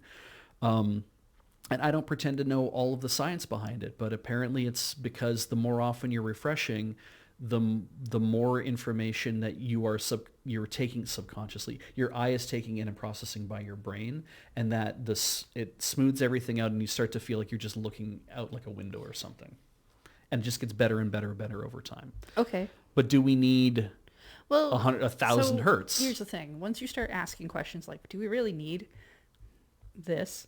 The answer is almost always no. Yeah. You don't really need it. No. Do you want it though? Would you want it? Yeah, I mean, I feel like is a better. Part of the thing is that if I'm looking outside and I had great vision, they talk about motion blur being a thing, and I'm like, motion blur is a thing that can make people feel sick. It can make them feel like they're not, like Yes. they give it a headache or whatever. So 1,000 hertz maybe you don't need, but at the same time, if people are prone to getting headaches or having just any sort of reaction to seeing something like that, right? They talk about this in VR. Low persistence and therefore low motion blur, or no motion blur. It's like it can be more real to you, and it can be less blurry, so you have less motion sickness. And so VR displays are. I feel like the more real something starts to look on a TV screen, the more I start to distrust it. Yeah, well, I mean, like whenever I've turned on the motion smoothing on our TV, whenever motion smoothing has been turned on for me by my TV deciding I should have it on. Yeah. It's always a very disquieting motion experience. Smoothing becomes on. Yeah. It just makes you feel like I feel awkward about it, and I'm like, I don't know if that person is old, or if that is because I don't know where any of that intersects. I know I turn it off at my parents' house whenever I go over, because I'm like, no, don't do it this way. It looks like trash. but it really, like, I'm wondering if the more we do stuff like this, that maybe we will actually move into this kind of experience. Like, it will feel good to be in this Like kind of experience. they've made 1,000 hertz monitor. Yeah. They will absolutely sell that at Yeah. some point. They're already up to... Probably won't be like the standard for ages. Oh, yeah. Yeah. But we're kind of like this graphic that I'm looking at on Ars Technica, I think is kind of interesting. We'll pull that up and you can see that there. Go, look at how blurry it is in this area here. And we go down to the 1 millisecond persistence. And there's persistence is pixel visibility time. It says right at the top. And so they're saying 60 frames a second on 60 hertz display, 1/60th of a second per frame. You have 16.7 milliseconds. So if something's moving back and forth, that's how long the pixel's visible for. Anyway, but when you get to 480 frames a second on a 480 hertz display, then you're down to, well, that actually looks really good. And you get just down a little bit further and you're like, well, yeah, I can actually tell the difference between these two things. And getting up to this level, I'm like, right, if it just feels like I'm looking at stuff and I'm not seeing motion blur as a result of it, then it will feel incredibly real to be there. My vision's messed up a bit, so I know already that everything is just a tiny bit blurry, just the littlest bit, even with all the correction that I have, and a little bit astigmatism and, like, you know, nearsightedness and, like, all keratoconus and, like, all these things piling on top of each other. And it's like, when I sit and watch TV, if I watch a game or a movie or you know, like a sports game or like a basketball or something, like, not like a video game, but I watch anything of those kind of things, I'm like, this looks as real as this is going to look to me. And watching things at 4K versus 1080p, absolutely no difference. Sure. You know, it's like, no, I've started are to hit we a point doing where here? I can see a difference between 1080 and 4K, but only generally if they're, like, right next to each other. right. Lucky, and I'm happy. I'm lucky you. I'm so happy that you get to see that. Again, once things start to look more real on the TV box, I start to distrust it. Yeah. There's something weird about it. There's something in my brain that's like, don't trust you. Yeah. I think this is really cool that people are working towards this, because I think that over a lot of time, building hardware that can handle 1,000 hertz refresh is a lot. And if they can figure out ways to do this, I think that'll be really neat. But frankly speaking, it doesn't feel like it's like 4K to me doesn't feel like it's necessary. But I did buy a 4K TV because that's what's out there. And then I did buy an Apple TV 4K so we could have 4K content on our 4K TV. And I did buy an amplifier that supports 4K. And I'm like, that's the last I'm going to do of this for a while. I mean, probably. And so... 4K's been out for yeah, quite a long time. But it kind again, of suits. So it makes sense that now it's kind of the thing that you buy everything in. Yeah. And it'll be that way for a while. But I also wonder that I'm like, if this refresh rate thing becomes a thing too, then it's like, oh, now I have to also think about buying hardware that supports higher refresh rates, higher and higher refresh rates, if all of the stuff is coming in that way. No, you will never have to worry about that. Right. Because we only buy Nintendo. That's true. They will always be on the back half of that You curve. will never have to worry about that. That's true. I will have to worry about that. But you will never. I will never have to worry about that. It's okay. Yeah. I am interested to see how this goes. I am interested to see what happens with this, because by and large, it's like, I don't know. I agree with you. Is it necessary? None of this stuff is necessary. Well, necessary. no, but Is it necessary for the evolution of technology and the things that we can do with it? I think there will be places where maybe people will benefit for certain from things it. it might. I played. Corey had me put on the HTC Vive like years ago when we were in Mark V, and I think I played a little bit of Beat Saber on it, and I think I played Job Simulator, and I was just like, I get it. Like, this doesn't look 3D to me. Like, it's not a three-dimensional thing because I don't see at the same time. But I get it now that I'm like, then you're immersed in it. I'm like, oh, I get why this is so interesting and compelling, because everywhere that I do, when I move my head slightly, that I see things differently. And if the idea is that producing higher refresh, like a 1,000 hertz display to go into a to go into your goggles, boy, that I imagine would feel amazing to be in a Yeah, in you like probably 4K want a higher 1000 hertz. refresh rate for your VR. Yeah, you wouldn't. It's less chance of you feeling sick and more chance of you feeling like you're Well, that is plugged going to in. be one of the reasons. Yeah. There are many other ways to get motion sick. Oh yeah, absolutely. Yeah, it's pretty cool. I think it's an interesting article. I'd have to go read the whole thing again to get a better idea of what's going on there. But you know, I think you know the question of does anyone really need a 1000 hertz gaming display? You don't yet, and you might not for years yet, because that was the same thing with 4K. 1080p was doing great. I understand why Nintendo was like, oh, we're going to update older games to 1080p. I'm like, yes, I get this. This makes sense. You're making everything look really good. I feel like if the next remake we get out of them is going to be Ocarina of Time 4K, and it's not even going to be like the first like time they release it for the Switch. 2, it might be if the Switch 2 supports 4K. Again, I refuse to call it Switch 2. Yeah, Switch Next. Until I know it's actually the Switch 2. But whatever their console that comes out in 4K, at some point they will just update that, I'm sure, and be like, we're doing the Ocarina of Time again, but we're doing it in 4K, and it's going to look astounding. It's going to look like all those Unreal Engine 5 demos people have put out, and people, like, their minds will be blown, and it'll be like, yep, they'll do that. On the Nintendo Floop. That's a Colonel Jesus. Great, On yes. the Nintendo what? On the Nintendo Floop. Ooh, Floop's a good word. Yeah. Mm-hmm. The Nintendo Blanc. Blanc is a word, actually. B-L-A-N-C. Blanc. Anyway, let's talk about Kirby. I like Kirby. He's Yeah. cute. He understands the value of a nap. Yep, and he definitely does not need to be in 4K. No, but he doesn't need a driver's license either. I think this is really Technically, not like Wagon. What's his face?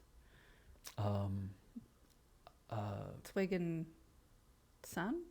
Is that what they call him? Wagen-san. Wagen-san. Yeah. What's his? He needs a driver's license to drive himself, but What's his Kirby name? takes over a car, and I don't think they require him to give a license. Right, and Wagen-san is just a car. Yeah. Yeah, but he's a yokai now. Hey, Tonari no Yokai-san, my neighbor Yokai-san, Tonari no Yokai-san, is a great show this season. If you're not watching it, it is cozy as hell. There's a car that turns into a person Yeah, it's great. because it got Don't- taken care of for a very long time. Yes.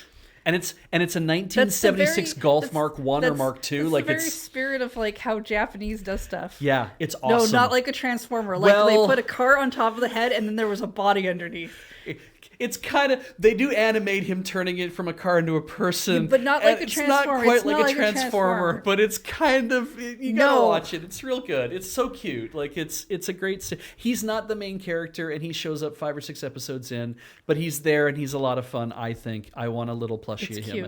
I think it'd be great if they made like a popple of him so that it was Oh. like he was a car. But Bobblehead. but then like if you pop him, I mean, as a popple, or a bobblehead would be really fun too. But Yeah. it's like a popple of like a yellow golf that then you turn inside out, and there's just the little yellow golf with his body in it. I think that'd be really cute. That'd I be hope weird. people actually make plushes of him, because we can't find any online right now. And Ian and Corey are in Japan, and I said find one if you can, but Yeah, don't we went looking. don't spend like It's $100 I don't for think them. I don't think Yeah. they've done that. Yeah. Kirby. Kirby. This, I think, is really funny. Hey, did you know that Masahiro Sakurai of Sora Limited, he worked on a lot of Nintendo games, including Kirby Air Ride. A lot of the Kirby games. A lot of the Yeah. Kirby games, in fact. But he was, like, I believe, the director of that one. Anyway, he worked on Kirby Air Ride. He's having he's doing a to celebrate the 10th anniversary of Hamster's Arcade Archive series. He was talking on stage with fellow creator Hideki Kamiya, Bayonetta, right, from Okay. Platinum Games. So Yeah, Kirby and Bayonetta definitely hang out. they got talking about, I'm sure, user experience. And Sakurai said that Kirby Air Ride for the GameCube was originally meant to include Dolby Surround, but he abandoned the idea in favor of cutting down player wait time. I love this. Here's why. So I read that and I'm like, okay, so in order to spool up the sound files, in order to organize stuff that's going on in the game, the complicated nature of trying to get Dolby Surround to, like, because it's the GameCube supported 5.1 analog, I believe, to get Dolby Surround working, 4.1 analog, right? Because Dolby Surround is 4.1 or 4.0. Anyway, to get that working, there must be a lot of work, a lot of extra stuff to do, and then you have to load extra things and like all this kind of stuff. And nope, having to wait just 1 or 2 seconds for the Dolby Surround logo to appear upon booting up the game was simply too long. Quote, I feel very sorry for making the user wait. If you take 1 second from each user, that means you'll be taking 10,000 seconds from 10,000 people. The more this repeats over the years, the more time you will cause players to lose. The more time you'll cause players to lose. Just the idea that's like loading the logos at the top of the game, the things that sometimes you can smash the A button to just skip. Sometimes. Not always. And sometimes, depending how many logos there are, that thing takes forever. Right. And you're like, just that idea of having the logo come up, and I bet you it's a requirement that's like if your game supports Dolby Surround, that you have to have it up for and like the 1 or 2 seconds.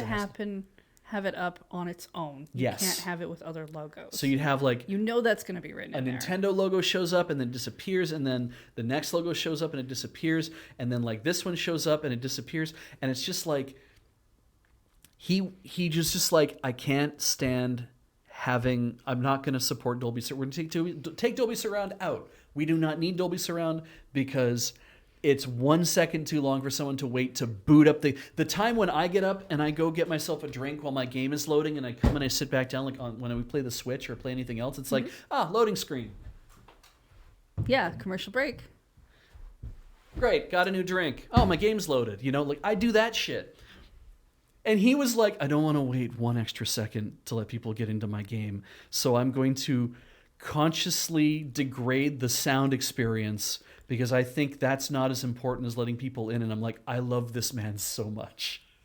What an amazing, be like, stereo's good. Stereo's good enough. We can do stereo. We don't need all the other crap. And I think it speaks to a part of the industry that's like, they don't stand up for themselves enough. They should be like this computer has a AMD Ryzen 7 or 4000 series sticker on it. Has an NVIDIA GeForce RTX sticker on it. I hate turning on this computer because when I do, it has like a logo on it and it says something like, it might as well just say Gamers Rise Up because it says gamer machine whatever something on it, and I'm just like a ROG, I think. And I'm just like, I hate everything about this. It's got a sticker in Republic the corner. of Gamers, that it's awful. It's got a sticker in the corner that says Wi-Fi 6 certified. Like it has all these stickers. We've been doing this for decades, and the whole Intel Inside sticker thing, and like doing all that for marketing purposes and everything else. And I'm like, I opened my MacBook, and I think my MacBook does say MacBook Pro at the front.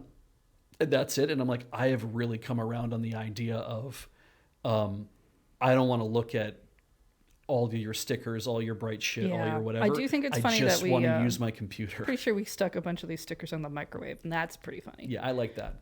Yeah, we took the one off the defibrillator and we put it on the microwave as well, which I think is also that's good. Also good. Means something else, but. I do not put the Apple sticker on my MacBook. I have them sitting in. I have all my Apple stickers now sitting in a stack somewhere. Whenever I want to put them on things, I should put one on my guitar case because why not? This is a place where I'm putting stickers now. Maybe if they gave you the rainbow one. And the thing of like being able to decorate with stickers on here, I think that's awesome. Like that kind of thing. But I haven't felt the need to want to do that on my current laptop. And you did with your the previous I did. one. You went hard on that. I did, and then when I had to give it up, I felt bad. Because you're like, now I don't have my stickers anymore. I put some cool stickers on there. And this is why stickers are so... We still have your laptop too, and if we could find a way to get the stickers off cleanly, you could put them on other things. But... Yeah, but then I don't have... No. Yeah, because you can keep notebooks forever. I can. Yeah, and you do. But it's like you can keep a notebook that has all your stickers all over it, and you can just have it forever. You can always look at your stickers. But with your laptops, you eventually have to get rid of them. I do have some journals I'd like to burn, but I haven't found a good fire pit yet. Yeah. But I just love this. Okay, tangent. Apple's going to stop including Apple stickers with their products. Yes. Okay. You can go to an Apple store. I imagine you can probably even, if you order online, you can just request a sticker. But you can go to an Apple store and you can request a sticker if you want one. The whole idea of this is to be like, we're making hundreds of millions of these stickers and we're putting them in all of our products. And then most of these stickers might just be ending up in landfill and they're plastic. Yeah. Or people are just leaving them in the box. Yeah. And I'm just like, you should be making paper stickers instead, even if that means that they're going to fall apart a little faster. But okay, that's a problem. But also B, I don't care that you're getting rid of the stickers out of the box, because frankly, if I can just ask at an Apple store to have a sticker and somebody will hand me one, that seems pretty good. You know? That Apple store you got to go to Vancouver to get to. Yeah. But I mean, I think if I order something online, I can probably just say, also, can you throw a sticker in the box? And they'll probably just throw a sticker in the box too. So it, by and large, I'm like, I don't miss that as an option. I like the idea better of being like, well, I can recycle all this stuff if I want to, which I don't, because I keep all the boxes of all my gear, so that eventually if I need to get rid of it, I can put it all back in the box and I can give it to somebody else, or, you know, send it back in that box. We're not casual consumers. That's Yeah. yeah. Yeah. People are like, oh, it's not you. They're getting rid of all this fun. I'm like, they're still making the goddamn stickers. They're just not going to be in everything. Again, those stickers are not that fun. They got rid of the rainbow apple. Yeah. Not that interesting of a sticker. I would love it if what they would do is when they do the art, whenever they do a keynote, they always do an art apple, right? They always have like 3 or 4 different styles of like the art apple that have like different designs, different swirly shit and all that kind of stuff. Okay. I would love it if they would do that whenever a new thing comes out, that they're like, oh, and these stickers are available. You can buy a sticker sheet full of these, or we'll throw a sticker sheet in if you request it from the company that has like one of these random apples on it. And then you have like from that era, when you buy the thing that you can get one of those with that. And that would seem to be more interesting to me. But I know that probably the marketing base is more like, we want to do it this way, that it's just the monochrome apple. I don't necessarily miss the 6-color apple, but I do understand people's fondness for it. It's just more interesting. It's true. They could do a completely different sticker. That's fine. Yeah. It's the same sticker. Yeah. It's either black or it's white. boring. It's always white. Yeah. They do make black ones. Always white. Anyway. So yeah, but Sakurai was like, I don't want to put the Dolby Surround logo in my game if it means that people have to wait an extra second or two to load the damn game. And I'm just like, that's awesome. Good for you. All right, this is the last story. The most important story of the year. Don't do Thank that. Christ that we have finally this is finally happening. It is a bombshell that is rocking the industry. Atari has acquired the Intellivision brand and rights to 200 plus titles, and the only reason that I'm surprised by this is I could have sworn maybe they had already done something like this, or who knows. But hey, a dead brand has also acquired another dead brand. Well, Isn't that great? Yeah, this is partially why I put it there, and mostly because this is such a great story because it's so stupid. You remember the Amico? Yeah, the Amico, right? Oh, that was almost. Maybe we'll get an Atari Amico now, right?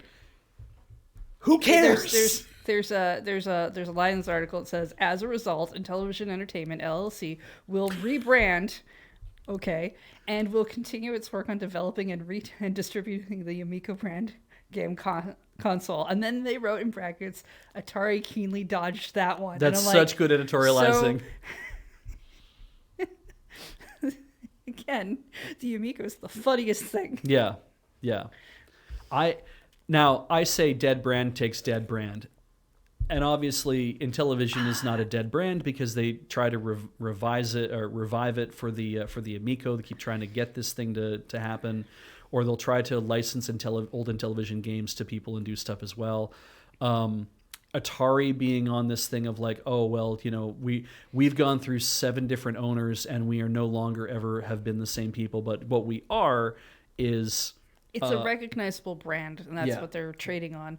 People know us because they know that we made video game consoles from a long time ago, and we're still around. Like, nobody is being like, oh, remember Magnavox or the Fairchild Channel F, and why aren't we doing more of it? It was Fairchild, I think, right? Anyway, why aren't they coming back and doing it? Nobody gives a shit. And frankly, it's like this old stuff. If Atari wants to keep releasing, if Atari wants to keep publishing games and doing all sorts of that kind of crap, that's awesome. Put your logo on that, keep doing that thing, remake yourself over and over, I guess, and that's cool. The constant re-release of the 2600 just is like, man, it feels like, remember that time I scored 3 touchdowns in high school football? And you're like, yeah, dude, I do. Yes, Grandpa. You have been wearing that fucking jersey for 30 years. You never. That's an Al Bundy joke, but it's like, coasting on your laurels like that, it's just kind of like, I don't know, man. Like, Look, there's another very important piece to this article. To mark the acquisition, Atari's releasing Intellivision branded T-shirts. And I think every time Embracer Group bought a studio, they should have marked it by making T-shirts for the studio. yeah, because there'd be a And bunch now, of and then Yeah. when they When they sell a shut them out- company. when they sell a company, they have to make pants or something. yeah, they have to make another piece of clothing that is branded but doesn't have the Embracer Group logo on it. Just has the logo Yeah. from the one thing on it. Oh my god! I just think that'd be really funny. Also, it's just weird to like mark an acquisition. So the fact that Atari's buying Intellivision is interesting to think, like, will they do something with to try to keep the Amico going? Well, maybe if they make T-shirts for the Amico, they'd be able to make enough money to make the thing happen, even though they've definitely crowdfunded that thing Yeah. over and over and over again. Yeah. I just like, I know there's, when we talk about retro gaming, this is what I mean, is like Atari and Intellivision and of course that also includes like Commodore 64, that includes the ZX Spectrum, that includes the BBC Micro and old like Acorn computers and stuff like that, and like all that kind of era of retro gaming. And I don't know why it is that, like, I have a fondness for the Commodore 64 because I had one. Sure. I have a fondness for thinking about like playing the Atari, playing Atari games because I had a Coleco Gemini which could play Atari games, and it's like I think on that stuff like, yeah, I used to do that and it was a lot of fun. When a new Commodore 64 thing comes out, I don't feel like they're like, well, the one that came out that was like, oh, it's a thing but the keyboard doesn't work, I'm like, you lost me, right? I'm like, I don't, go to hell. Like, I'm just kind of like, that's not what that should be. You're going to re-release this thing, it should be like this. I appreciate that kind of thing. But it feels like there's been so many Atari plug-in TV console things that just feels like, what's the point of this? The C64 that came out that was like an FPGA re-release, I was like, oh, that's somebody programming that to act as an actual Commodore 64. That's cool. But being like, we made an emulator on this Atari thing. It's kind of why the NES Classic and the SNES Classic, I'm like, these are neat, but they don't light me on fires because I'm like, you're just emulating these games in a piece of hardware for this thing, and I don't really feel it. It doesn't feel like it should for some reason. It doesn't excite me in the same way. Okay. Did you have... Like, what's your oldest console experience then? The NES. It was the NES. Okay. Yes. So because you got to catch gaming when it was rising again. Yes. I got to see it die and come back. I don't think I was alive when it died. Yeah. When did it die again? It was the very early 80s. And I think it would have been... I think even if you were born by this point, you would have not... It's not like I would have known about it, no. Pretty sure I wasn't alive, though. You would not have been cognizant of it, I'm sure, at that time. 1983 people are saying that, yeah, the crash. Yeah, I wasn't alive then. Yeah. And I was born in 79, and then in 83, 84 is when I got my Coleco, well, not my Coleco, but the one in the house, and then we were playing games and stuff, and they were incredibly cheap because you could get them incredibly cheap and borrow. Yeah, from no, people by the and time stuff, I but found yeah. out that those things existed, Yeah. I thought they were weird rip-offs of non-brand name things. Because why would they look like anything else to me? It's true, right? They look too simple. I had a NES, and really we only had the NES because our neighbor was getting a NES and we were hiding it in our basement for them, and I found it. I don't think my parents knew I would have cared about video games at all otherwise. And then we got a Sega Genesis at one point. Ah, nice. Okay. So I played a bunch of Sonic games and stuff. And then I bought a Nintendo 64. Oh, my brother had a Game Boy that I stole. Yeah. So it was mine. You liberally borrowed. It was mine. Yeah. You were playing it more. Yeah. Yeah, definitely was mine. Yeah. Yeah. Oh, man. Buying that Nintendo 64 was so cool. I saved up so much money. You would have had to. And I went to the store and I had to understand 7% tax was a difficult number. Yeah. And I feel like there's people in chat that are looking back on this, like all these kind of things fondly, and then a lot of you are around our age, obviously. And Jesse improved me. Shout out to the TI-99. I bet you some people out there, you guys had trash 80s. I think some of you probably had like Atari STs or the Atari 800 as well. Ooh, which of you had a Spectrum? Yeah, anybody here? Heather recently just saw the ZX Spectrum, was like totally into the aesthetic. I just think it looks neat. I don't Yeah. think I'd like it at all. No, I think based on what I've read about it. yeah, the keyboard was trash, but the Timex apparently released that over here. It was the Timex Spectrum, I think, is but yeah, it's ZX81 came before the ZX Spectrum. So the all of you guys, oh, there we go. Hey, great doodles, played Star Trek on a mainframe via teletype. That's awesome. I feel like I'm not asking for people to, when it comes to retro stuff, to be like, oh, you should feel bad about buying like a re-release console. And I'm not asking the companies to be like, you should be remaking your original consoles and putting them out there, because I feel like both of those solutions are kind of not, that's like, that would be rude. I just don't know why you would bother. Yeah. But I just get this feeling that's like, it's not because Atari and television failed at that time that I feel like they don't deserve to come back. It's not that kind of thing either. But it does feel like, it feels like the constant reanimation of a corpse.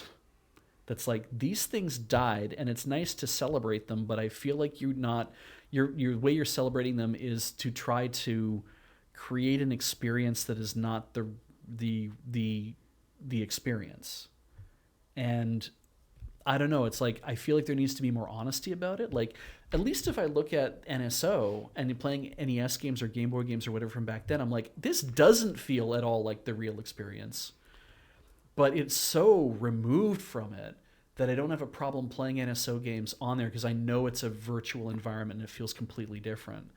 But I guess it's like the simulacrum that they give you instead, to be like, look, it's an Atari 2600. I'm like, it sure fucking isn't. Like, and I don't know. I think the problem is you have a company that owns IP, and they're just trying to figure out how to make money off of it. Right. You're talking about this idea of celebrating a thing that you have a fondness for, or a nostalgia of some kind for, and that's not what they care about. No. Not unless it's going to make them some bank. Yeah. It's like, it's almost as if I wish that they had changed their logos and decided we're going to be a new company, because that's what they feels like they're really doing, is being new companies. Nothing about like Atari saying we want to make video games and we want to be involved in the video game thing. Then, like, when I saw the Atari logo show up on San Francisco Rush, I was like, that feels honest. That to me feels like we have money, we're developers, or we're publishers or whatever, like we're part of this thing. It feels like you're part of the system, and I feel better about that because I'm seeing your logo show up on something that is a game as opposed to a retread of something that. So here's the funny thing, like, because again, Atari wouldn't have grabbed onto me in the way that it grabbed onto you, just because of time differences, but. The shuffling corpse of Atari already feels far more honest to me than whatever it is Konami's doing. Ever. Konami, at least, like, I'm like, they made a choice. And I'm like, I can understand that you made a choice, but you should stick to that choice. Like, because it, like saying like, we're going to turn all of our beloved IP, we're going to turn into pachinko machines. I'm like, I don't respect that. But at least I understand it. Like, it's like, I don't think it's a great idea, and F you for doing that. But at least I understand why you did it. Because I'm like, you're in this process to make money. You don't give a shit about actually making the art. So you're just going to make money. Okay. I understand it. I do not respect it. I've never been able to figure out, like, my feelings on Atari and in television, I think, are just way more, and Atari especially is just way more complicated. And I guess it's part of the thing is, like, maybe it's because you put in enough turds and eventually it's like, I associate you with a pile of shit. Like, that's what I think that's the problem, is that I'm like, you haven't done anything that is actually excited and delighted. And if you could do that, I think you'd get there. I think the last thing I thought Atari did that was funny was they made a hotel. Did they? I don't Or remember. they announced that we were going to make a hotel. Oh, or something. yeah, You yeah, remember? yeah, I It, think I like, remember it this, had the, yeah. that was funny to me. Yeah. But probably not for the reasons they probably didn't think so. Yeah. They should, I mean, I always feel this way. They should take a page out of Nintendo's book What and be is like, the make Atari a toy. logo? Like, is it three people trying to high five? Like, what is it that they're trying to actually showcase there? I think it's. Is it supposed to look like something? I feel like it's supposed to be reminiscent of like a pagoda because Atari means winner. Atari. Mount Fuji. Thank you. It is Mount Fuji. Thank you. Okay, that makes more sense. Yeah, I don't know. Like, in television, actually, it feels better to me as a brand, except for the fact that the Amico has essentially ruined that. Well, I think it really. I'm not sure it's the Amico's fault No. so much as someone named Tommy. Yeah, but I think that's also hasn't helped it either. So. Okay, well that's a weird thing to end on. So That's tell me fine. something nice. Tell you something nice? Yeah, anything that you Oh. think is nice. Actually, you know what? Then let's. Here's something that's nice. We did that already. You started with that. Yep. You can't just be like, "Hey, Nintendo's opening another store again." We started on that. There was another one in here that I thought Stop I wanted to read. recycling. Yeah. I mean, man, I said words that sound bad out of context. Yeah, you know, reduce and reuse. Do that Reduce and first. reuse first, and then recycle. Yeah, apparently you're supposed to reduce first, then reuse, and then recycle, and not just recycle. We had this conversation in the friend zone the other day, where Graham was like, "Hey, did you know that they happen in order for a reason?" I was like, "Nope."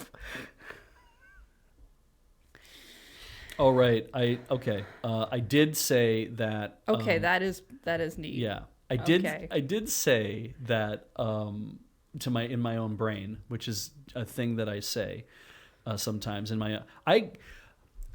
I sometimes come up with a lot of fake scenarios in my own head, and I play them out to completion. Yeah. Yeah, and then Everybody does that, right? I hope so, because I did see somebody toot, and this is not a way to get anything done properly for your brain, but somebody did toot being like, "Hey, so when somebody told me that doing that is a sign of mental illness, I got really concerned." And I was kind of like, "Is it? Shit, I don't know. Like, I thought everybody just kind of does that." I think it might just be anxiety. I think it might just be anxiety. So anyway, I was going to come in and just be like, "Oh, the new Paper Mario's being released, and so they're putting out these retro GameCube covers." Actually. And I was going to be like, "It looks like this," and point to the Paul putting up the Paper Mario on the thing, and he says, "Actually, it looks like this," and he just basically bring out my copy.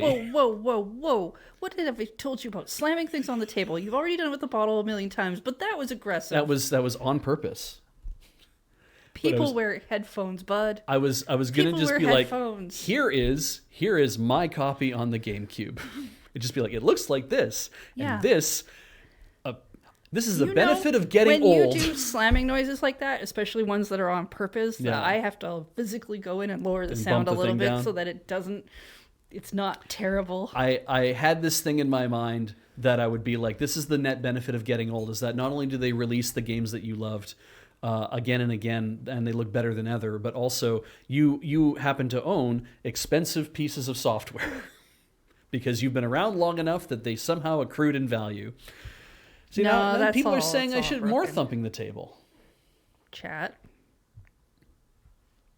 has the face that says that they're lying next to it, though. They're using the lie Fair, emoji. Fair. They're not actually. You can't use that. And no. I'd like to be able to isolate. I think we have always talked about if there's a way that we could find, because these mics apparently have internal shock mounts, so they're supposed to be able to take a rumble pretty good. Like there's that kind of thing. But they, no matter what, a strike to the table will resonate. It would be really cool if we could find ways to have the microphones not be tied to the desk, but Yeah, if they could levitate. yeah, they'd need to, because otherwise we'd have to have arms, and that would be terrible for checkpoints. We're not so. gonna like the arms. No. So we try. We try to behave ourselves when it's an actual Are recording. you excited for Paper Mario? I'm not going to get it. I'm not going to pay money for it. Maybe you're going to pay money for it. No, You've already played it. I already played it, I already and I'm played it kind of. I don't see a reason to play it again. I'm excited personally. that it's coming out on Switch because I think it's so cool that other people will get a chance to play it. They'll be able to buy it in an eShop, or they'll be able to get it, through physical means or whatever. They'll be able to get it. And I'm like, I think that's super cool. I think it's great that they've rewritten the dialogue regarding Vivian because now she's trans again. Yes, and I think that's awesome. I think that works better for the story, to be honest. I agree too. I know there's been a lot of discourse regarding that. Oh, well, in the original Japanese, it sounds actually more like this, or the word otokonoko comes up, and like all these kind of things, and it's like, yes, it's complicated, but I just think it's really cool that people have an opportunity to play it, because harder to find a GameCube, harder to find a copy of this. You have to emulate it otherwise, and it's just like I played it with people going on and on about how it's an amazing game, and I'm like, I'll be the judge of that. And I'm like, actually, yeah, it was a really fun game. It was a good game.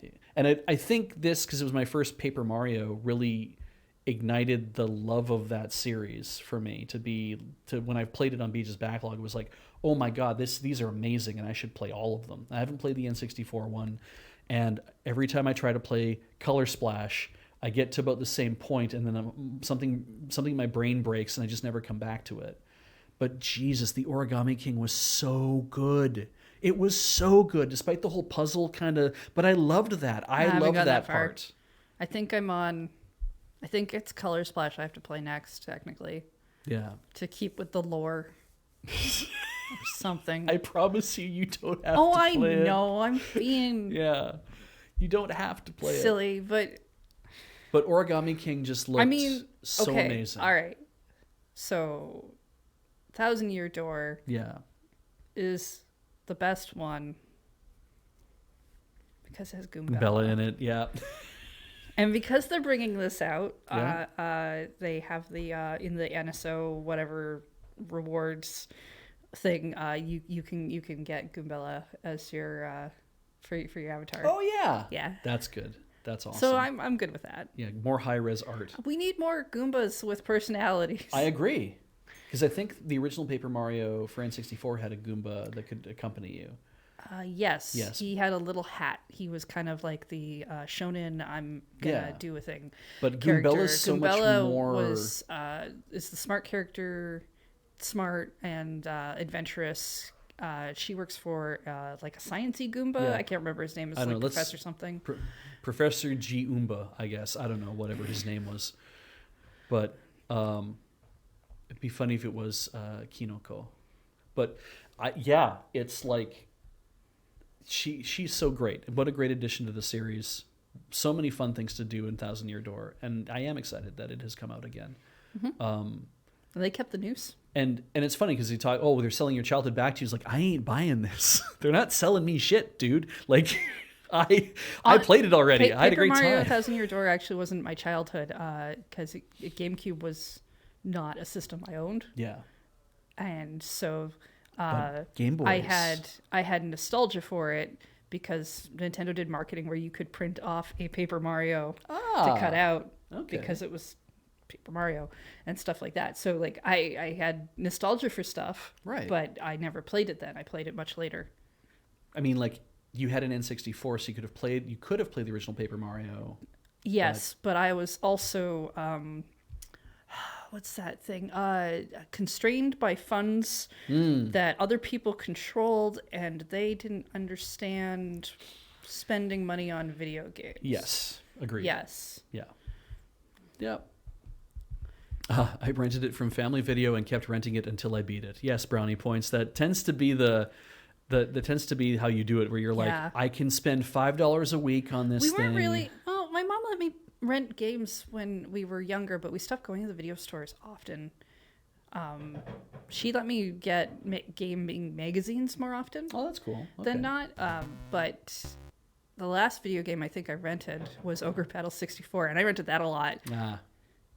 And now you own like multiple I think copies there's only of it. like 2 save files on it, though, so your save was definitely gone by the time you got it again. That's kind of the problem, right? And it didn't really matter because I wasn't getting past that one part. I still haven't gotten past that. You always end up thinking, should I use the first save slot because you want to be in the first save slot?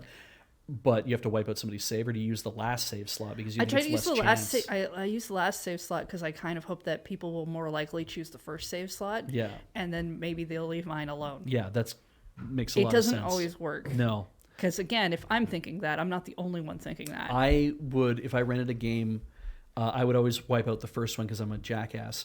But occasionally, I would look and see if all three of them are filled, which one has the least amount of progress, and I would wipe that one out, and I'd use that slot instead. Because then it's the idea that, well, it won't take you long to get back here if you rent this again. But if somebody else has a lot of progress, then I'm like, don't wipe that out because it would take them longer to get back to this. Let that one live. And if you want to be a real jerk about it, you just start that one up and you keep playing that game. I never did that. I never wanted to go into anyone else's save right, file. because you don't know what's happening. You don't know what's going on. You're like trying to experience the whole game. So, yeah. Well, I mean, there's that, but also I don't know. I don't know that I would like it. I feel like, what if they made different choices than me? Which, I mean, in those video games, it's not like they could have made that many different choices. But that's fair too. Yeah. We should go back to passcode save files. Oh, God. Oh, what a terrible thing. I mean, the idea of a memory card. It's just a seed, really. Yeah. Like being able to, well, if you could rent games these days, the game would get saved on your device. So you'd rent a game for like a week. You can rent games. Yeah, because Gamefly was doing that for a while or something. No, because the library has them. Oh, that's right. Yeah. Support your local libraries. You can get games there. You can probably. I mean, definitely check. If you go not rent every them, library, but and this is the thing: if you become like a person who rents there enough, you can ask the librarians and be like, "Hey, such and such a game is coming out. Will you be getting a copy of it?" And if they're like, "We don't know," it'd be like, "I would really love to play it, and it's very popular or whatever." Like, if they see you a lot, they will probably take your suggestions to be like, "Well, maybe we'll look at doing that." So, yeah. I mean, I think a lot of libraries have suggestion forms and things you can fill out. Yeah. Oh, for that reason. This was the one I wanted to talk about. Oh, okay, cool. Inexplicably, I needed to know why, but I didn't read the article. All I saw was... Beaches is looking for extra news now. It's really weird. Yeah, but I saw this and I was like, why? Why did Ring Fit Adventure... Like, it's been a while. And so why did it come back... Like, this is in Japan, isn't it? Yeah, here's this week's chart of all the games that are... This is Famitsu, by way of Gematsu. Can you put it up higher so that they can see the whole chart? Here's the chart. So, it was nearly a sweep.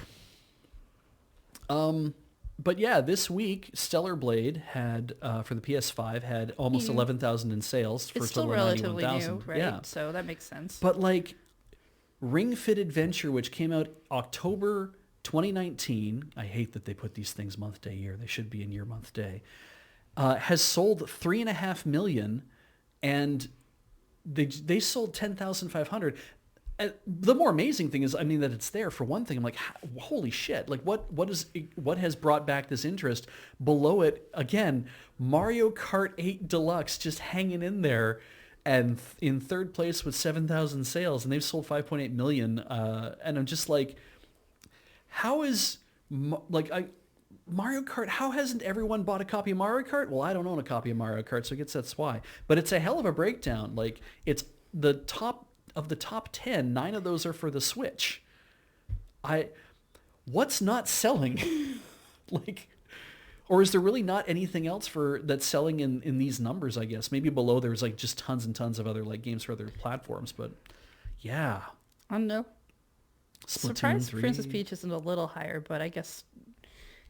Like, look at the drop-off, though, between 9 and 10, right? Like, 3,600 sold for Smash Bros. Ultimate, 3,400 sold for Princess Peach. It's still getting them out there, but 5.5 million versus 168,000. Like, Endless Ocean Luminous is the only thing that sold less copies on that list so far, but it sold more this week than Princess Peach did.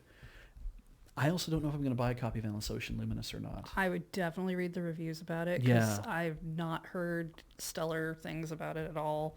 Yeah. And in ways that actually kind of make me mad. Yeah, like I like the swimming scuba thing, and I wanted to do more of that, and I wanted to play the original Endless Oceans more. I only played them a little bit, but anyway, yeah. Hardware-wise, the Switch OLED. So PlayStation 5 has sold 4.8 million in Japan. Okay, that's a big install base. Now we know that. You know, that is a lot. PlayStation 4 is still selling. Well, yeah. And if they've sold 7.9, and I think this is not per year, I think this is based on like all-time sales in that country, it's like, that doesn't seem right to me. I don't really get it. PlayStation 5 and digital edition, though, are split. So you're looking at, like, still, they've sold over 5 million. They've sold almost 6 million. There's a lot there that have been selling. So there's an install base building. So anyway, I just was really like, You're not Ring Fit allowed Adventure? to add any more stories. Yeah. No, that's fine. I think we're done. I feel like you've hit this weird second wind thing where you don't want to get off stream. Yeah, I do that. Yeah. When it's about time to end, I'm like, I just want to sit here and keep talking. We've had a great time talking to each other and to chat. Yeah. And I just want to keep it going. But I have to stop. It has to stop at some point. Okay. But people could help us keep going That's true. They can. through support. Yep. Like what? Well, there's patreon.com/loadingreadyrun. That's a great place to go spend a little bit of money if you want to. Oh, no, you hang up.